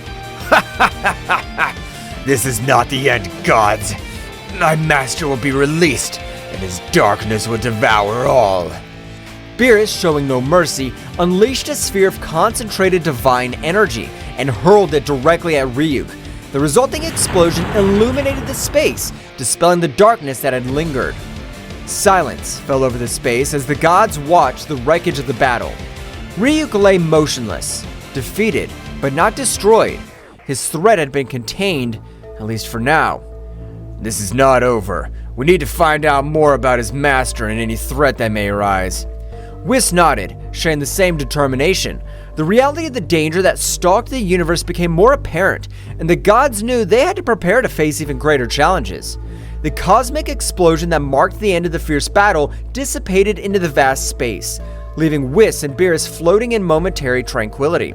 As they regained their composure, a flash of gold announced the arrival of Daishinkan, the High Priest, who appeared before them with a serene but worried expression. I see you've dealt with the threat, dear Whis and Beerus. Yes, Father. Ryuk has been contained, at least for now. But this isn't the end, is it? Daishinkan smiled wisely as he held in his hands a strange artifact, a glowing sphere that emanated an energy like the one they felt during the battle. This is what I wanted to show you. It's known as the Sphere of Divine Containment, an ancient artifact capable of sealing beings of great power and darkness. Beerus and Whis watched intently as Daishinkan explained the function of the sphere and how it was used to keep the most dangerous entities in the universe at bay. This artifact has been kept in safekeeping for eons. It's only brought to light in extreme situations. The dark energy they felt came from one of these sealed entities, released by Ryuk's recklessness. Whis and Beerus exchanged worried glances as they assimilated the information. Who are these sealed entities? They are beings from the distant past, fallen gods and creatures whose thirst for power make them uncontrollable. The sphere of divine containment is our safeguard against their resurgence. So, Ryuk was one of them, and his master? His master is the Devourer of Worlds, an even more ancient and dangerous being. His release could jeopardize existence itself. The gravity of the situation hung heavy in the air as Daishinkan continued to explain the importance of keeping the sphere of divine containment safe and sealing Ryuk again. Now that Ryuk has been contained, it's crucial that he returns to his place of safekeeping. But we also need to get information from him. We need to know more about the Devourer of Worlds' plans and any threats that may arise. Beerus, Whis, and Daishinkan shared a determined look. The task was not complete. There is still work to be done. If interrogating Ryuk could give us answers, we'll do so, but we must proceed with caution. The information we gathered will be essential to prepare for future threats. Also, we need to reinforce the security of the sphere of divine containment. Daishinkan, with a nod of his head, showed his approval of the god's decision. Very well.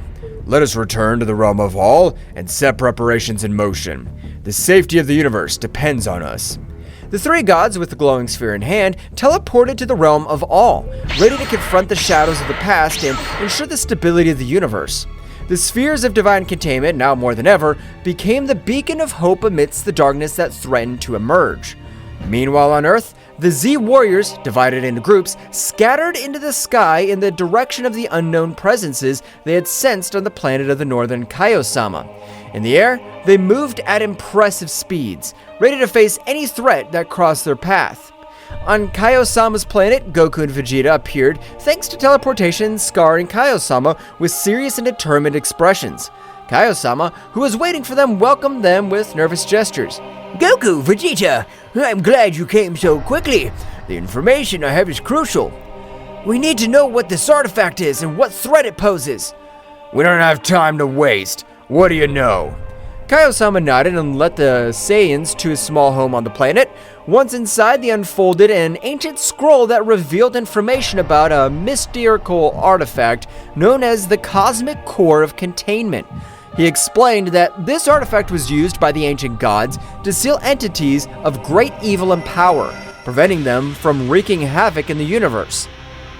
This artifact is so ancient that there are hardly any records of its creation. It was thought to be lost, but apparently all this time it was hidden on planet Earth. And how is it supposed to be sealed? Tell us at once. Zeno-sama explained that the Cosmic Core of Containment could be opened by a being of great power, but in doing so, the seal would be transferred to the first being it encountered. If the seal was not broken immediately, it would merge with that being, granting it power, but also binding it to the duty of keeping the evil sealed. And how the heck did it end up in Goku's chest? That's the puzzling thing. It seems that this artifact shows Goku as its carrier. Goku, with an expression of astonishment, began to grasp the magnitude of the situation. He was now the bearer of an artifact containing an entity of indescribable evil. So you mean I'm now responsible for keeping this evil under control? What an honor, Kakarot! It seems you've become the guardian of evil. But there is something else. The being sealed inside the urn is incredibly powerful. He is known as Bahamut, the Devourer of Worlds. It is an ancient entity that has consumed entire worlds. The gravity of the situation was reflected on the faces of Goku and Vegeta. Not only did they have to face the mysterious artifact in Goku's chest, but also the dark entity sealed within. Then we have an important task. We must keep Bahamut under control and, at the same time, figure out how to free ourselves from this burden. Yes, make no mistake, Kakarot. If this threatens Earth, I'll not hesitate to stop you. Meanwhile on Earth, the Z warriors faced unusual pressure as they prepared for combat. Each group was ready to deal with the entities they had sensed at Bulma's house, which were minions of Bahamut, the Devourer of Worlds. The dark energy surrounding these minions was intense, and the very air seemed to vibrate with their malevolent presence. The group of Krillin, Master Roshi, and Android 18 encountered one of Bahamut's 4 minions standing on the ground, humanoids with a black, malevolent aura. The Z Warriors prepared for the confrontation with Krillin, Android 18, and Master Roshi, adopting combat stances. In a chaotic dance of dark energy and flickering explosions, the confrontation between the Z Warriors and Bahamut's henchmen unfolded on the cosmic stage of Earth's defense. Krillin, Android 18, and Master Roshi, 3 warriors of varying experience and skills, faced a dark menace that threatened to plunge the planet into an abyss of destruction. The stage was permeated with a tense atmosphere as the 3 warriors assumed combat stances, ready to defend the Earth against Bahamut's henchmen, a being whose malevolent aura eclipsed even the intensity of the sun. I don't know who you are, but we'll not allow you to harm our planet! Krillin's words echoed in the air, charged with determination.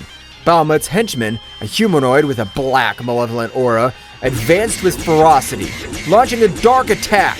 Krillin, in a display of amazing agility, dodged the attacks, moving like a gust of wind across the battlefield. Kaizen! In the blink of an eye, Krillin created his signature energy disc and launched it towards the henchman. Kaizen spun furiously, cutting through the air as it headed towards its target. However, the henchman displayed unmatched skill as he dodged the spinning attack, moving with an agility that defied comprehension. The henchman counterattacked with a series of dark, swift strikes, but Krillin was unwilling to give up.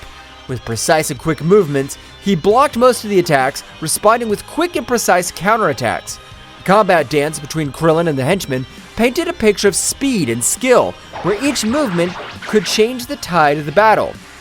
Meanwhile, Master Roshi, the aged warrior with vast experience in martial arts, watched the confrontation with a knowing smile. He adopted a firm posture, waiting for his moment to intervene. You've chosen the wrong man to fight. I've seen more battles than you can imagine.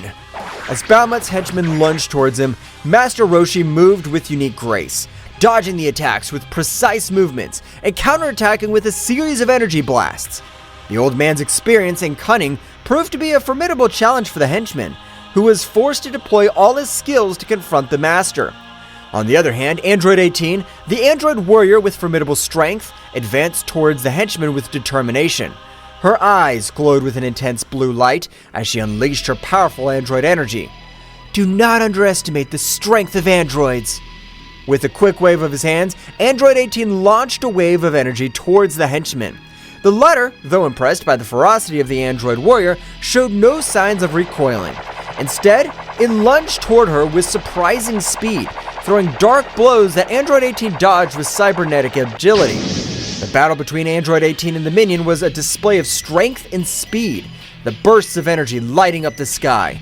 Both fought with an intensity that could shake the foundations of the universe. Meanwhile, Android 18, a formidable warrior created by Dr. Gero, was ready to demonstrate her immense power. She charged her energy, her body radiating a red glow, and lunged towards the henchman with determination. Don't underestimate me. I'm stronger than you think. The henchman responded with a sudden surge of his dark aura, unleashing a surge of energy that pushed Android 18 back. The force of the impact created a shockwave, kicking up dust and debris in its wake. The battle was intense. Every move had a purpose and every attack resonated with the Z Warriors' determination to protect their home. Explosions of energy followed one after another, lighting up the battlefield like fireworks in the dark night of space. However, the true magnitude of the threat was yet to be fully revealed. This henchman was only one of 4 sent by Bahamut, and the fate of Earth depended on the ability of the Z Warriors to pass this first test. On the horizon, the other 3 minions awaited their turn, ready to plunge into the fray and test their bravery and skills of Earth's defenders. The intensity of the battle increased with each moment, and while Krillin, Android 18, and Master Roshi fought against the henchmen, other groups of Z Warriors faced similar challenges in different locations around the planet. The fate of the Earth hung in the delicate balance of the unfolding cosmic battle, and each warrior was determined to give everything for the survival of his home. While the first group of warriors were defending Earth, On Kaio-sama's planet in the small house, it was permeated with a tense atmosphere and solemnity as Goku, Vegeta, and Kaio-sama were immersed in the gravity of the situation. The ancient scrolls spread out on the table revealed the secrets of an ancient artifact, and the weight now rested on Goku's shoulders. So you mean I'm now responsible for keeping this evil under control? The responsibility rested on Goku like a heavy mantle. The cosmic core of containment, that ancestral artifact, had chosen Goku as its carrier, and within it was Bahamut, the Devourer of Worlds. The gravity of the situation was reflected in the eyes of the Saiyan, who was already mentally preparing himself for a colossal task ahead. What an honor, Kakarot. Seems you've become the guardian of evil. The irony of Vegeta's voice did not go unnoticed. While his words might have been sarcastic, the determination in his eyes indicated that, despite any jokes, they were in this together. But there's something else. The being inside the artifact is incredibly powerful. The information left Goku and Vegeta silent. Bahamut, the name echoed in their minds like the distant echo of a coming storm. Consuming entire worlds was a threat they could not underestimate. Then we have an important task. We must keep Bahamut under control and at the same time figure out how to free ourselves from this burden. The pact was sealed. Together, Goku and Vegeta would take on the challenge of containing Bahamut and discovering a way to free themselves from the burden they now carried. The remaining question was how they would confront the dark entity that lay in Goku's chest. But before they could formulate a plan, a vibration in the air alerted them to the arrival of others. It seems your friends are in trouble. Go help them. Goku and Vegeta nodded in a gesture and understanding and, with serious expressions, headed for the door. With a mighty leap, they launched themselves into the sky, ready to join the battle raging on planet Earth. At the moment that Kaio-sama gave the information to Goku and Vegeta, on Earth appeared another henchman of Bahamut who met with the duo of Shin Han. This henchman of Bahamut seemed to be an expert in dark martial arts. He moved with supernatural agility, challenging the Z warriors with swift and lethal movements. Do not underestimate the strength of humans. Kikoho! Shin Han launched his powerful Kikoho attack, creating an explosion of energy that enveloped Bahamut's henchmen. This is no ordinary enemy. I must use my powers wisely. Chaos unleashing his magic, creating illusions and distractions to confuse Bahamut's henchmen. The battle was unfolding on multiple levels, with the Z warriors fighting against this enemy who seemed to understand the combat arts in unexpected ways. At that moment, realizing that the power with which they were facing Bahamut's henchmen was not enough to stop him, thanks to Chaos's distraction, they took the opportunity to try to escape. But they did not count on the great speed of their rival who, realizing that they wanted to escape, caught up with them, disappearing from the place where he was and appearing in front of them. At the precise moment in which he was about to eliminate Chaos and Shin Han, two people appeared between them and their rival Goku and Vegeta. Goku and Vegeta, with their gazes fixed on Bahamut's henchmen, shared a silent understanding. The gravity of the situation was clear on their faces, but there was no room for doubt. Shin Han! Chaos! Go and warn the others about this threat. We need time to deal with this. We don't want them to get hurt because of us. Go! We'll take care of this.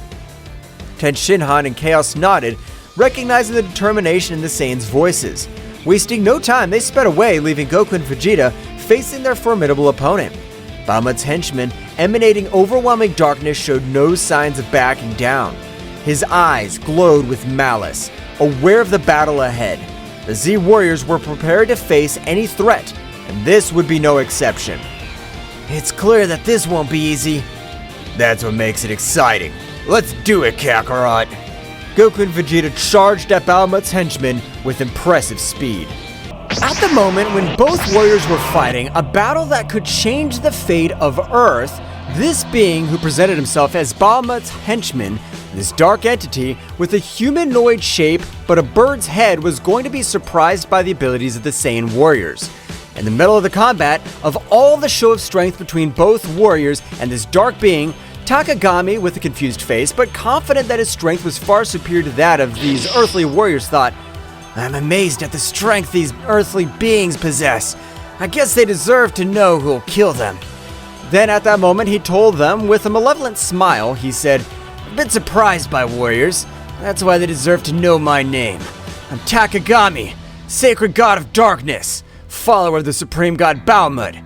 Goku, very surprised of what he's hearing, said, More gods? This sounds very dangerous and it's exciting.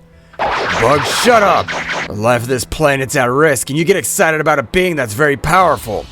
The speed of the combat accelerated as Goku and Vegeta pounced on Takami. The energy in the air became dense, vibrating with the intensity of the impending confrontation. Takami, with his dark aura, stood his ground, disdainfully watching the approaching Saiyans. Do you think you have a chance against the power of darkness? Goku and Vegeta continued their advance, wasting no time in unnecessary words. In the blink of an eye, they were in front of Takami, unleashing a gale of blows. Takami, with surprising agility, dodged many of the attacks, but some managed to land, demonstrating the strength of the Saiyans. Don't underestimate the power of a Saiyan! Come on, God of Darkness, show us what you can do. Takami responded to the challenge, unleashing his own fury. His speed and combat skills were amazing, deflecting the blows of Goku and Vegeta with subtle movements. The battle turned into a whirlwind of punches, kicks, and ki blasts, lighting up the sky with flashes of light and darkness. They're just insects in front of the power of eternal darkness! Goku in his base state and Vegeta, with their pride as the Saiyan Prince, continued to put pressure on Takami. However, as the battle progressed, Takami began to reveal more of his true power. His dark aura intensified and his form subtly changed, revealing a transformation that increased his power exponentially. This can't be good. Goku, always excited for a challenge, added, Vegeta, get ready! This is getting interesting.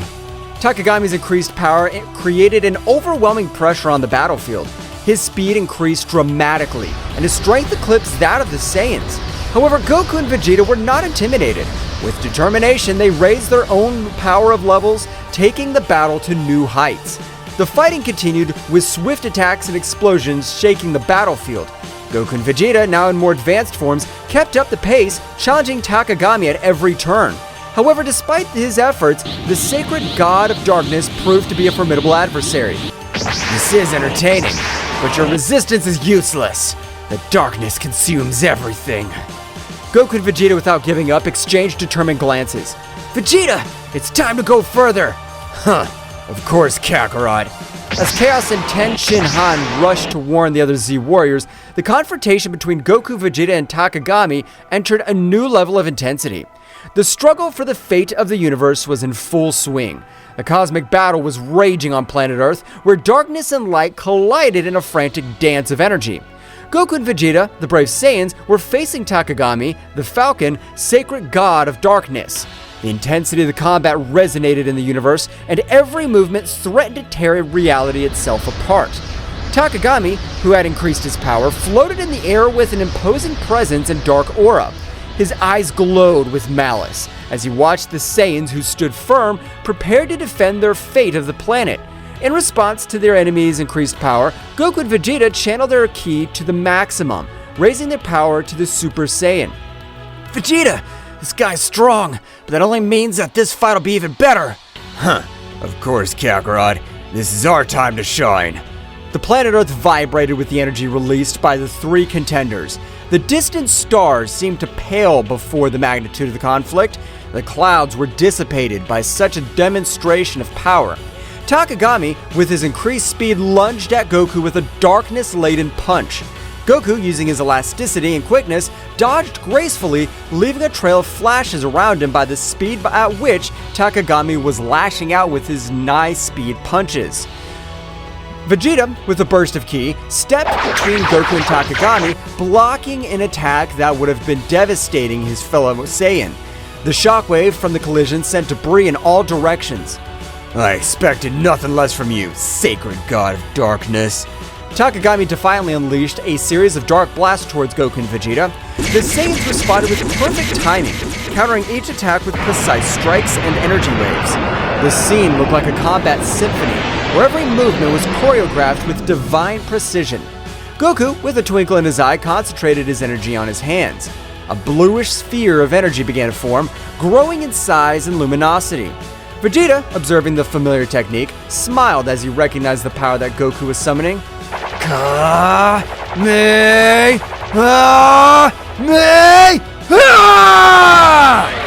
A colossal energy wave fired by Goku shot through the sky like lightning, hitting Takami squarely. However, the darkness was absorbing the energy, and the Falcon emerged unscathed, laughing disdainfully. "Is that all you have, Saiyan?" While Goku was recovering from the effort of his attack, Vegeta launched himself at Takami with supersonic speed. His fist slammed into the Dark God, creating a shockwave that shook the air. However, Takami responded with a burst of energy that sent Vegeta backwards. "Ah! Damn, this guy's stronger than I thought." Goku, recovering, joined the battle again. Both Saiyans, aware that they were facing a formidable enemy, decided that it was time to take the fight to the next level. "Vegeta, how about we show what we can really do?" "Of course, Kakarot. Let's do it." Goku and Vegeta began to accumulate energy around them. The atmosphere was charged with an intensity of their ki as they unleashed their advanced forms. Goku transformed into the Super Saiyan Blue, while Vegeta assumed his evolved form, the Evolved Blue Super Saiyan. Are they taking each other seriously now? Goku and Vegeta, with their new forms, advanced towards Takami with renewed determination.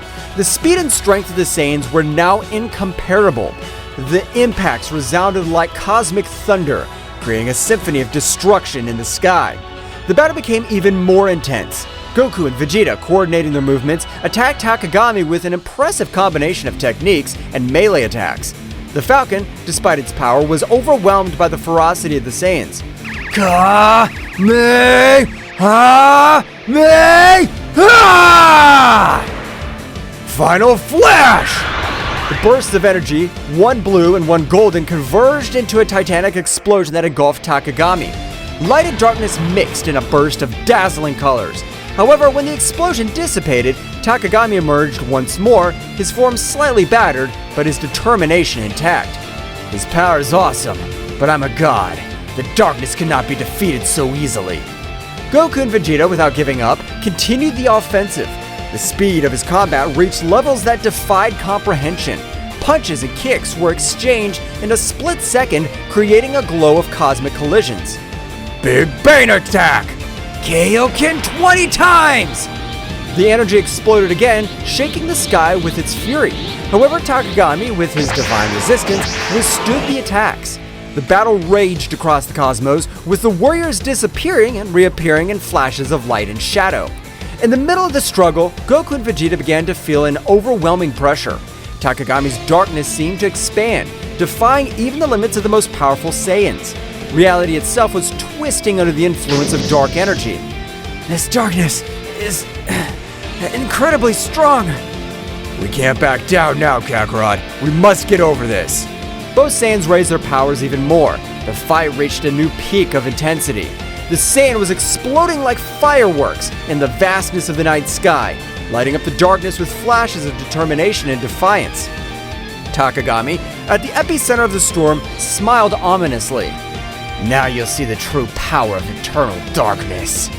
The universe trembled as the battle reached its climax.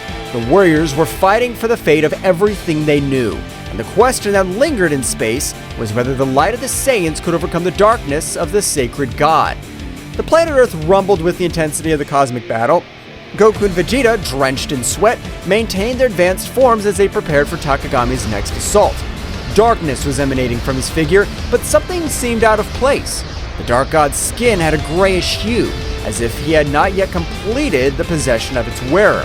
Takagami, with a guttural laugh, seemed to notice the perplexity in the Saiyans' expressions. "Surprise, Saiyans, I've not yet revealed all my power." Goku and Vegeta exchanged puzzled looks. Something was not right, and both warriors felt it. At that moment, Takagami convulsed. A new form shook, as if he was fighting against something. An invisible force seemed to pull at him from within. "No, I haven't taken complete control yet!" Suddenly, a burst of dark energy enveloped Takagami, hiding him from view. The Saiyans were on guard, prepared for any surprise. Their energy in the air became denser, as if the cosmos itself was on the verge of transformation. "What's going on?" Before they could form any more questions, the dark energy dispersed, revealing Takagami's true form. However, what they saw took their breath away. At the moment of arriving at his true form, he let himself see the body he was possessing. This body was Yamcha's. Once the warriors saw that, Takagami completed his bird-headed humanoid form, but now the true form of the sacred god of destruction was clearly revealed. The falcon's head was clearly shown, with a defined musculature but a thin body, wearing blue Egyptian clothes with gold bracelets and a gold necklace. Huge wings which disappeared and appeared at their whim. Now Takagami had something going for him. He was playing against the Saiyan warriors. Not only should he defeat them, but they should also avoid harming Yamcha. That's what Yamcha looks like! Takagami's rumbling laughter filled the space. Now completely in possession of Yamcha's body, the Dark God was displaying a malevolent smile. That's right, Saiyans. This weak body belongs to me now.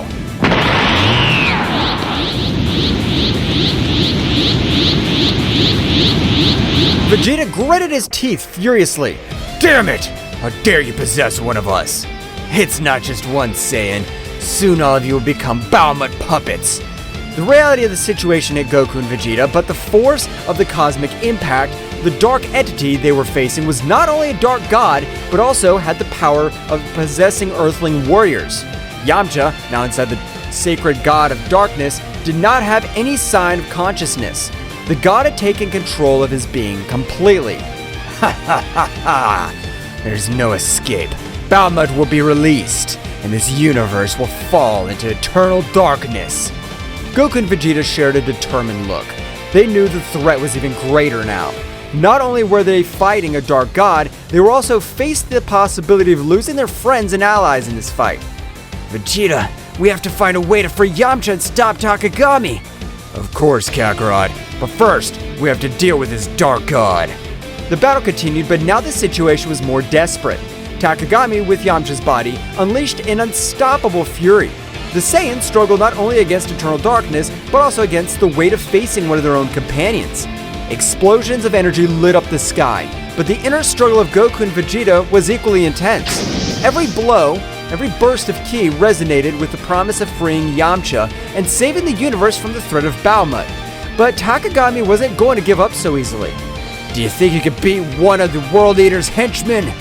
The dark energy intensified in the ultimate form of the sacred god of darkness. Now, the freedom to be able to use all his power launched relentless attacks. Goku and Vegeta, with their advanced forms, were fighting with all their might, but the darkness had a firm grip. The struggle dragged on.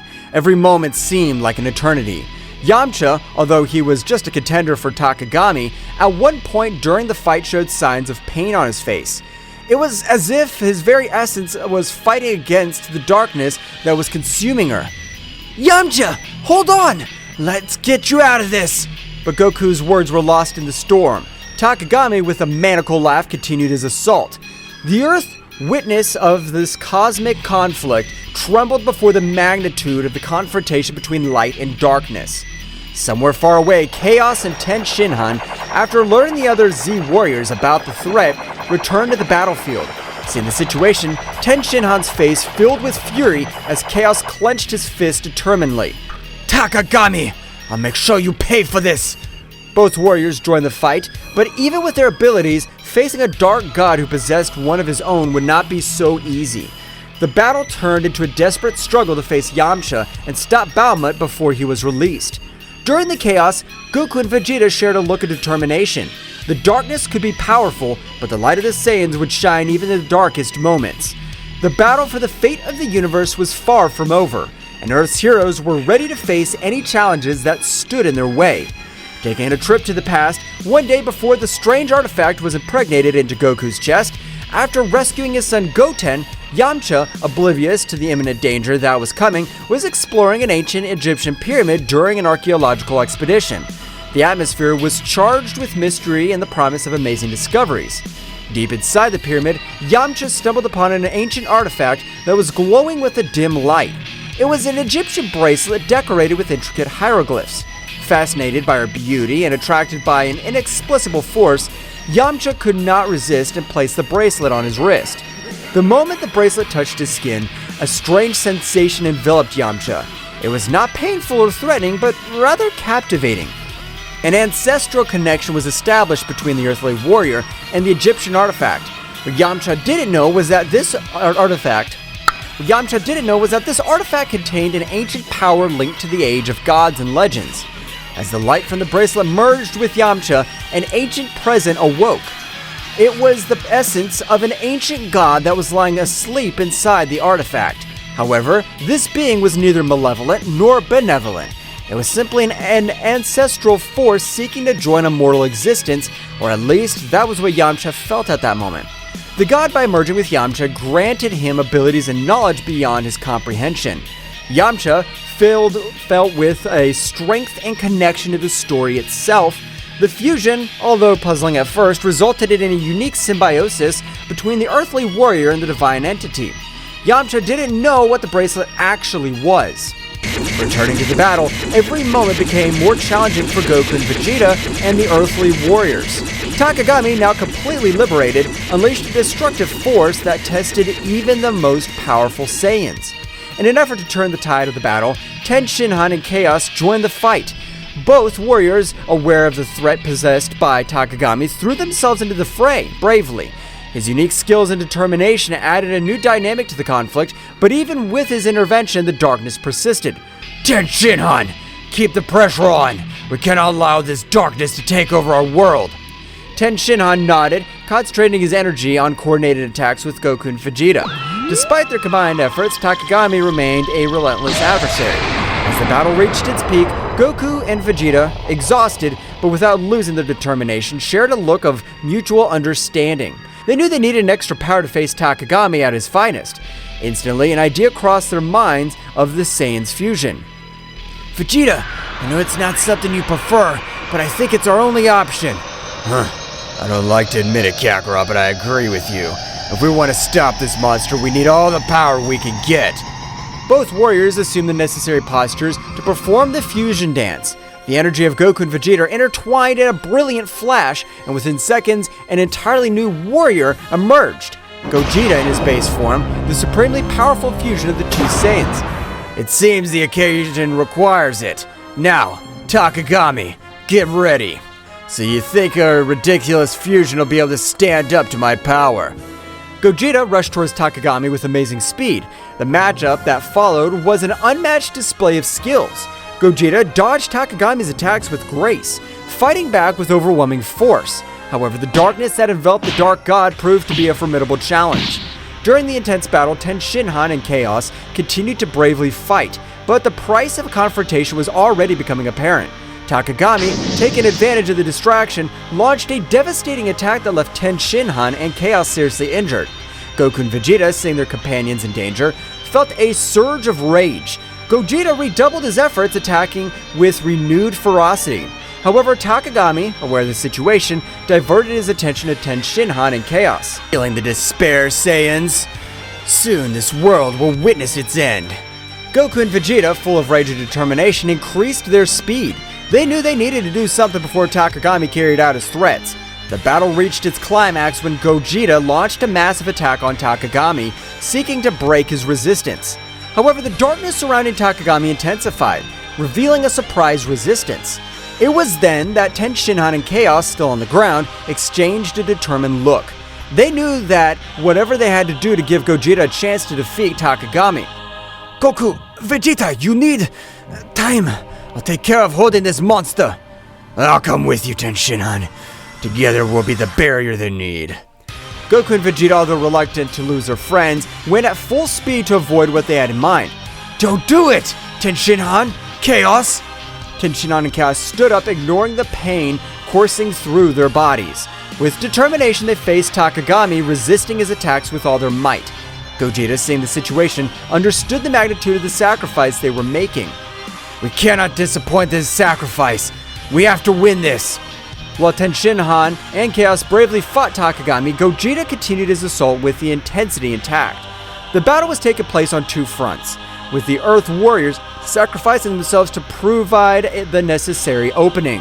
Goku and Vegeta, as he approached, their hearts were filled with sorrow and gratitude towards Shin Han and Chaos. Gogeta, with supersonic speed, approached the scene where Shin Han and Chaos were bravely facing Takami. His gaze reflected the mixture of determination and regret, knowing that the sacrifices of his teammates were the key to victory.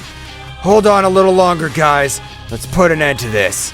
The Saiyan fusion advanced towards Takami, who, upon seeing Gogeta's arrival, stopped attacking Shin Han and Chaos to confront the fused warrior. The intensity of the battle reached a new level, with attacks and counterattacks echoing across the battlefield. Shin Han, with his remaining strength, took advantage of that distraction to hold Takami with all his strength, preventing him from moving freely. His face showed determination and resignation at the same time. Chaos, this is your chance. Make every second I hold this monster worth it. Chaos, next to Shin Han, nodded weakly. His body showed the ravages of the battle, but his eyes were shining with all the will to do the duty. Shin Han is right, Gogeta. The light will always prevail over the darkness. Remember that. Goku, Vegeta, take care of our world. This is our last act. At that moment, Chaos accumulated an immense amount of energy to sacrifice himself. Gogeta, who was very close, were hit by the shock wave of the explosion. Gogeta, recovering from the impact, looked at the place where his companions were with solemnly. Your sacrifice will not be in vain. I promise. After what happened, Gogeta raised his head and with an uncontrollable anger increased his ki in such a way that he made the battlefield rumble, making the stones that were in the place fly, making Takami retreat only with the gusts of air that expanded from his being. In a panning from head to toe, we managed to see Gogeta's transformation in Super Saiyan Blue Phase 4, which showed the essence of Oozaru as a kind of aura in blue color, and a more controlled but much more powerful version, a transformation never seen, since they were not able to coordinate their powers to be able to reach said transformation. As Gogeta's energy transformed into a surprising and controlled version of Super Saiyan Blue Stage 4, a brilliant blue essence of Ozaru manifested around him, revealing unparalleled potency. The cosmic landscape trembled before the magnitude of this new form. Goku and Vegeta, witness of this unique transformation, were filled with amazement and determination. It was evident that Gogeta was reaching a level of power never seen before, fusing the essence of Super Saiyan Blue with Ozaru's formidable presence flawlessly. Gogeta, in his new form, turned an intense gaze towards Takami, whose expression of confidence was overshadowed by surprise. The battle, far from having come to an end, was just beginning in this new phase. The universe was waiting for the outcome of this epic confrontation, where light and darkness collided in a cosmic dance. The promise of a new dawn loomed on the horizon, but the price of triumph was uncertain. Gogeta floated in the sky, surrounded by the imposing energy of his new form. The stars seemed to pale before the intensity of his blue radiance, as Takami recovered from the initial impact and adopted a defensive posture. What kind of transformation is this? This is the power of those who fight for something greater than themselves. With a flash, Gogeta disappeared, appearing in front of Takami in the blink of an eye. The clash of their fists created shockwaves that shook the battlefield. Gogeta's speed and strength were unmatched, surpassing even Takagami's ability to anticipate his blows. Gogeta and Takami exchanged blows and energy blasts at breakneck speed. Each impact resounded like cosmic thunder, creating an epic symphony on planet Earth. Your attempt to revive your so-called gods ends here, Takami. But you're a bug in the face of the greatness of my power. In an instant, Gogeta unleashed a burst of concentrated energy, enveloping Takami in a whirlwind of light and force. When the light dissipated, Takami emerged unharmed, but with a more serious expression. Interesting, but not enough. The battle was reaching cosmic levels, with ripples of energy spreading across the far reaches of the universe. Meanwhile, the other Z warriors watched the sky, appreciating Gogeta's great power of display and Takagami's resilience and viciousness. The roar of battle echoed in every corner of the universe. Gogeta and Takami, wrapped in an endless dance of energy, continued their titanic confrontation. Space twisted and trembled under the influence of their powers, creating distortions itself. Bursts of energy expanded like lightning, illuminating the darkness of the night sky with dazzling flashes. Each blow between the two contenders seemed to release an explosion of energy that spread in concentric waves, setting the frantic pace of the cosmic battle. Away from the battlefield, the others watched in anguish and admiration. Bulma, with a mixture of fear and hope in her eyes, clung to the hope that Gogeta would prevail. Come on, Gogeta, you must win! For all of us! Meanwhile, in the battlefield, Gogeta and Takagami continued their fierce exchange. Determination burned in Gogeta's eyes, while Takagami maintained a defiant smile, though his expression hid a growing unease. This is for the price you pay for defying the peace of the universe! With a swift movement, Gogeta vanished and reappeared behind Takagami, launching an energy-charged punch straight at his back. But Takagami, anticipating, quickly spun around and blocked the attack with the dark energy shield. Haha! Is that all you got? In response, Gogeta intensified his assault, unleashing a continuous flurry of punches and kicks. Each impact resounded like thunder. But Takagami, though outmatched in speed, resisted with his dark power, countering the attacks with deft movements. During the scuttle, Takagami took advantage of the prevalent moment of openness and opened up a launched energy bolt straight for Gogeta's chest. The resulting explosion shook the universe and Gogeta was thrown backwards, leaving a trail of blue energy. Is that all hope can do? Gogeta recovered quickly, stood up with determination. The glow of his transformation increased even more. This is far from over. The battle continued, leading them again to display an ever-increasing amount of power. In this fury, Gogeta unleashed power that defied the laws of the universe, and Takagami, despite his arrogance, began to show signs of concern. The tension was palpable. The Z Warriors felt the intensity of the confrontation, even when they were a long distance away from where the battle for the future of the planet was taking place. Piccolo was seriously watching, calculating every move and thinking at some point this battle, which was far from over, would be a favorable outcome. Piccolo, in his thoughts, Goku, Vegeta, we trust you. You must win this battle. The battle reached a new climax when Gogeta and Takagami met at an eminent point in the battle. The energy emanated from them, illuminating the vastness of the dark sky, creating a dazzling spectacle of colors and flashes. You cannot escape darkness. Darkness will never prevail over light. You're a fool if you think your light can eclipse my power. Suddenly, a voice echoed in Gogeta's mind, a familiar but distant voice. Gogeta, do not underestimate your enemy. Truth lies within strength. The transmission abruptly cut off, leaving Gogeta bewildered. Before he could reflect on it, however, Takagami lunged towards him with surprising speed, unleashing a series of punches and kicks that left Gogeta struggling to keep up. At that moment, a fleeting image flashed through Gogeta's mind, a vision of his loved ones, of his purpose, and the responsibility he carried on his shoulders. The energy of the transformation fanned, and Gogeta, with newfound determination, struck back with renewed ferocity. This is the limit of your tyranny, Takagami! Ha ha ha ha! The limit's up to you, Gogeta, and your limit is my power! Suddenly, the sky around him fragmented, and multiple distorted versions of Takagami emerged from the dimensional rifts, each with a malevolent grin. You cannot defeat me, Gogeta. I am eternal. I'm a god.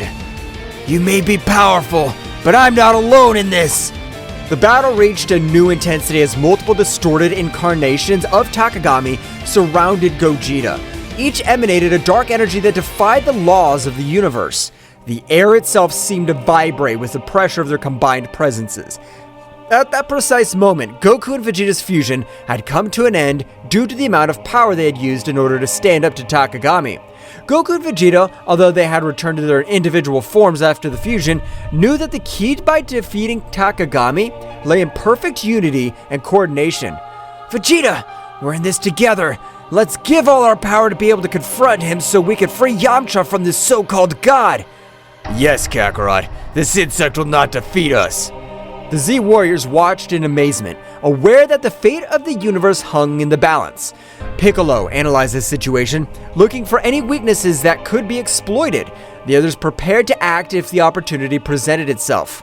Goku and Vegeta, now separated, their fusion as Gogeta, faced Takagami with determination in their eyes. The dark presence of the supposed god loomed over them, but the Saiyans were determined to free Yamcha and put an end to the threat he posed. Vegeta, we need to coordinate our attacks. We've always been stronger when we fight together. For once, I agree with you, Kakarot. This insect will pay for what he did. The two Saiyans lunged towards Takagami, attacking with a combination of punches and ki blasts. Takagami, though powerful, was momentarily overwhelmed by the timing of the two warriors.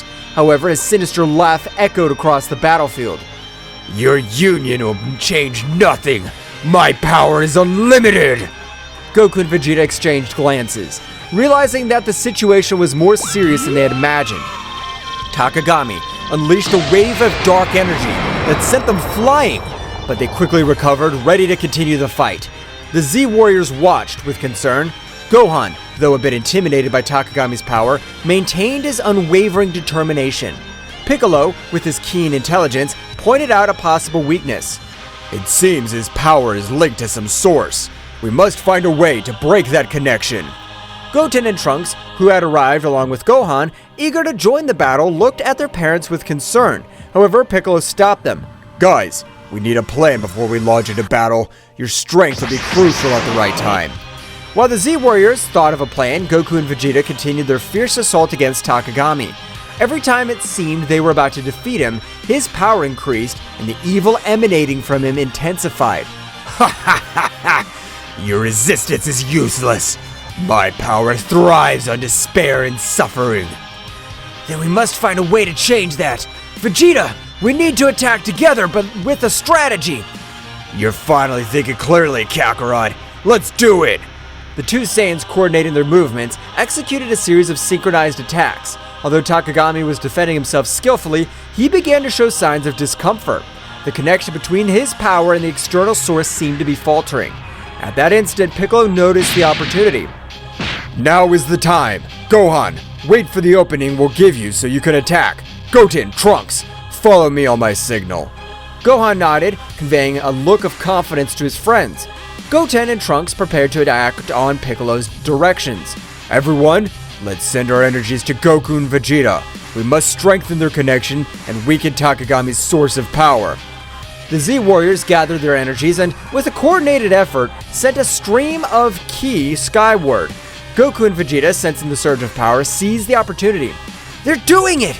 Come on, Vegeta! The connection between Goku, Vegeta, and the Z Warriors created a unique synergy.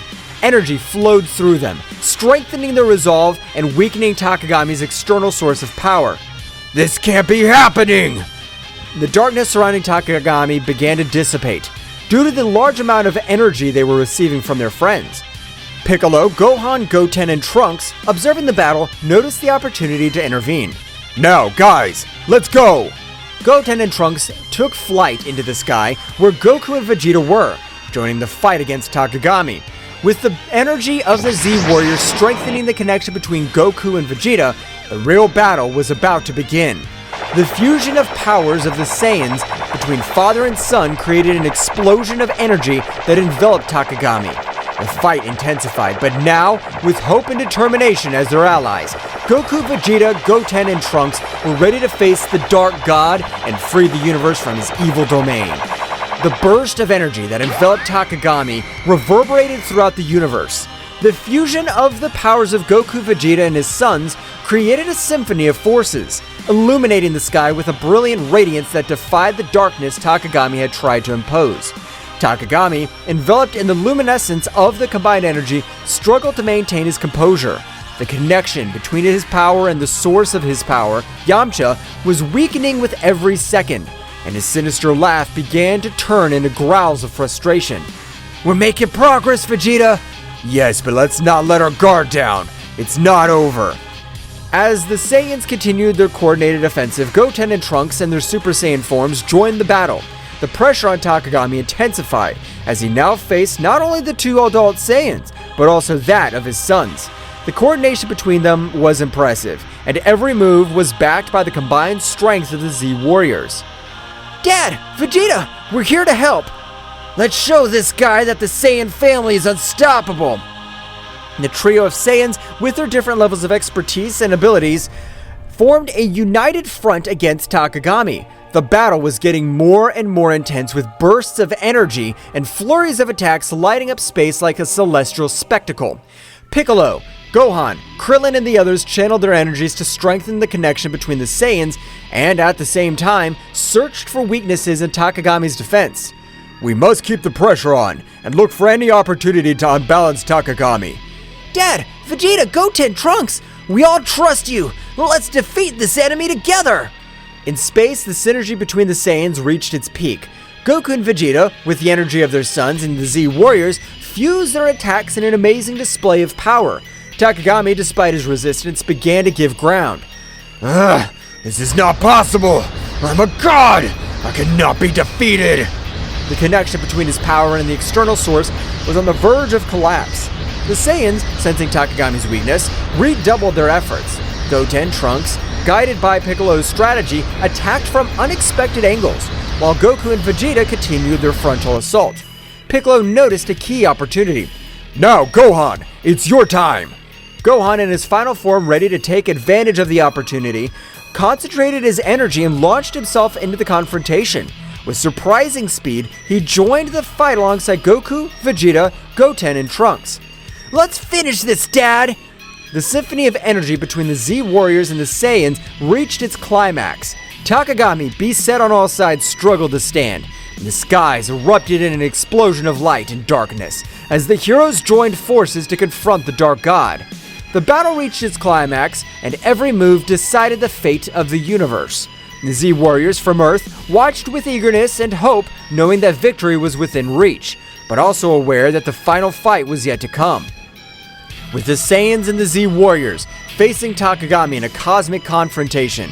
However, amidst the chaos of battle, a small distraction allowed Takagami to strike back with furiosity. Goten and Trunks, focused on following Piccolo's strategy, attacked from different angles. However, in a moment of minimal distraction, Takagami seized the opportunity and launched a surprise counterattack. With quick and precise movements, the Dark God managed to evade Goten and Trunks' attacks, countering them with punches and energy blasts. Ha ha ha! Your efforts are useless, children! I'm the all-consuming darkness! Goten and Trunks, though agile and powerful, found themselves in a precarious situation. Takagami, with his speed and cunning, left the young Saiyans struggling to keep up. We have to protect them! Takagami's concentration of power is increasing. We need to regroup and find a strategy to counter his moves. Meanwhile, in the sky, Goten and Trunks, despite the setbacks, continued to fight bravely. They tried to coordinate their attacks, but Takagami's speed and cunning proved to be a formidable challenge. Trunks, we have to stay focused! I know, but this guy's stronger than I imagined! In an unexpected twist, Takagami launched a blast of dark energy that hit Goten and Trunks, leaving them badly injured. Both Saiyans fell backwards with obvious signs of exhaustion and pain. Goten! Trunks! This damned Dark God! The adult Saiyans intensified their assault, determined to avenge their momentary fall of their sons. Takagami, however, taking advantage of the confusion and despair that gripped the Z Warriors, rejoiced in his newly strengthened power. This is how the heroes of the universe give up. They may fight, but in the end, darkness will always prevail. The result was becoming even more tense. The Z Warriors, though determined, were facing the reality that their fight was far from over. Goten and Trunks, wounded but not defeated, were struggling to recover and rejoin the battle. We need a new approach. Takagami's strength increases with each passing moment. We'll protect Goten and Trunks. We'll not let the darkness prevail. The battle, now more critical than ever, was plunging into a desperate confrontation where the survival of the universe hung in the balance. Gohan, observing the critical situation of his brother Goten and Trunks, could not contain the fury that burned within him. A flash of anger crossed his eyes, and his energy rose to levels that would leave even the most experienced Saiyans dumbfounded. He lunged towards Takagami with shocking speed, ignoring any concern for his own safety. With this price, you'll pay for hurting my family! His speed and furiosity impressed everyone on the battlefield. Every blow he delivered carried with it a pent-up rage of a protective brother. Takagami, though initially surprised, adapted to the intensity of Gohan's attacks. Do you think your anger can stop me? I'm going to protect my family and the entire universe from your darkness! The battle between Gohan and Takagami unleashed an energy storm in space. Goku and Vegeta watched in awe and fear as the conflict reached levels that defied comprehension. Despite their determination, they realized they were facing a power beyond anything they had faced before. This kid, his power is amazing! We can't let Gohan fight alone. We must support him. As Gohan continued his relentless assault, Takagami showed a significant improvement in his defensive ability. Every blow was met with inhuman prowess. The battle reached a point where the universe itself seemed to be on the verge of collapse. The epic confrontation between Gohan and Takagami pushed the Saiyan warrior to the limit of his abilities. Despite Gohan's bravery and skill, the Dark God, with unmatched cunning and speed, found an opening in his defense. With a graceful twist, Takagami unleashed a ripping attack, a blast of dark energy that sliced through the air with a malevolent precision. Gohan, surprised by the speed and ferocity of the attack, barely had time to react. The energy wave hit Gohan full on, enveloping him in an explosion of light and darkness. The force of the impact threw Goku's eldest son backwards, causing him to stagger, desperately struggling to stay on his feet. The dark energy left its mark on Gohan's body, marking him with deep, tearing wounds. Ah! This can't be so strong! Takagami, with a sinister smile, hovered in the air, observing the result of his devastating attack. The black energy around him seemed to vibrate with satisfaction as Gohan tried to recover. This is the power you praise so much. You're no match for me, Gohan. Goku and Vegeta, witnessing the scene from a distance, gritted their teeth helplessly.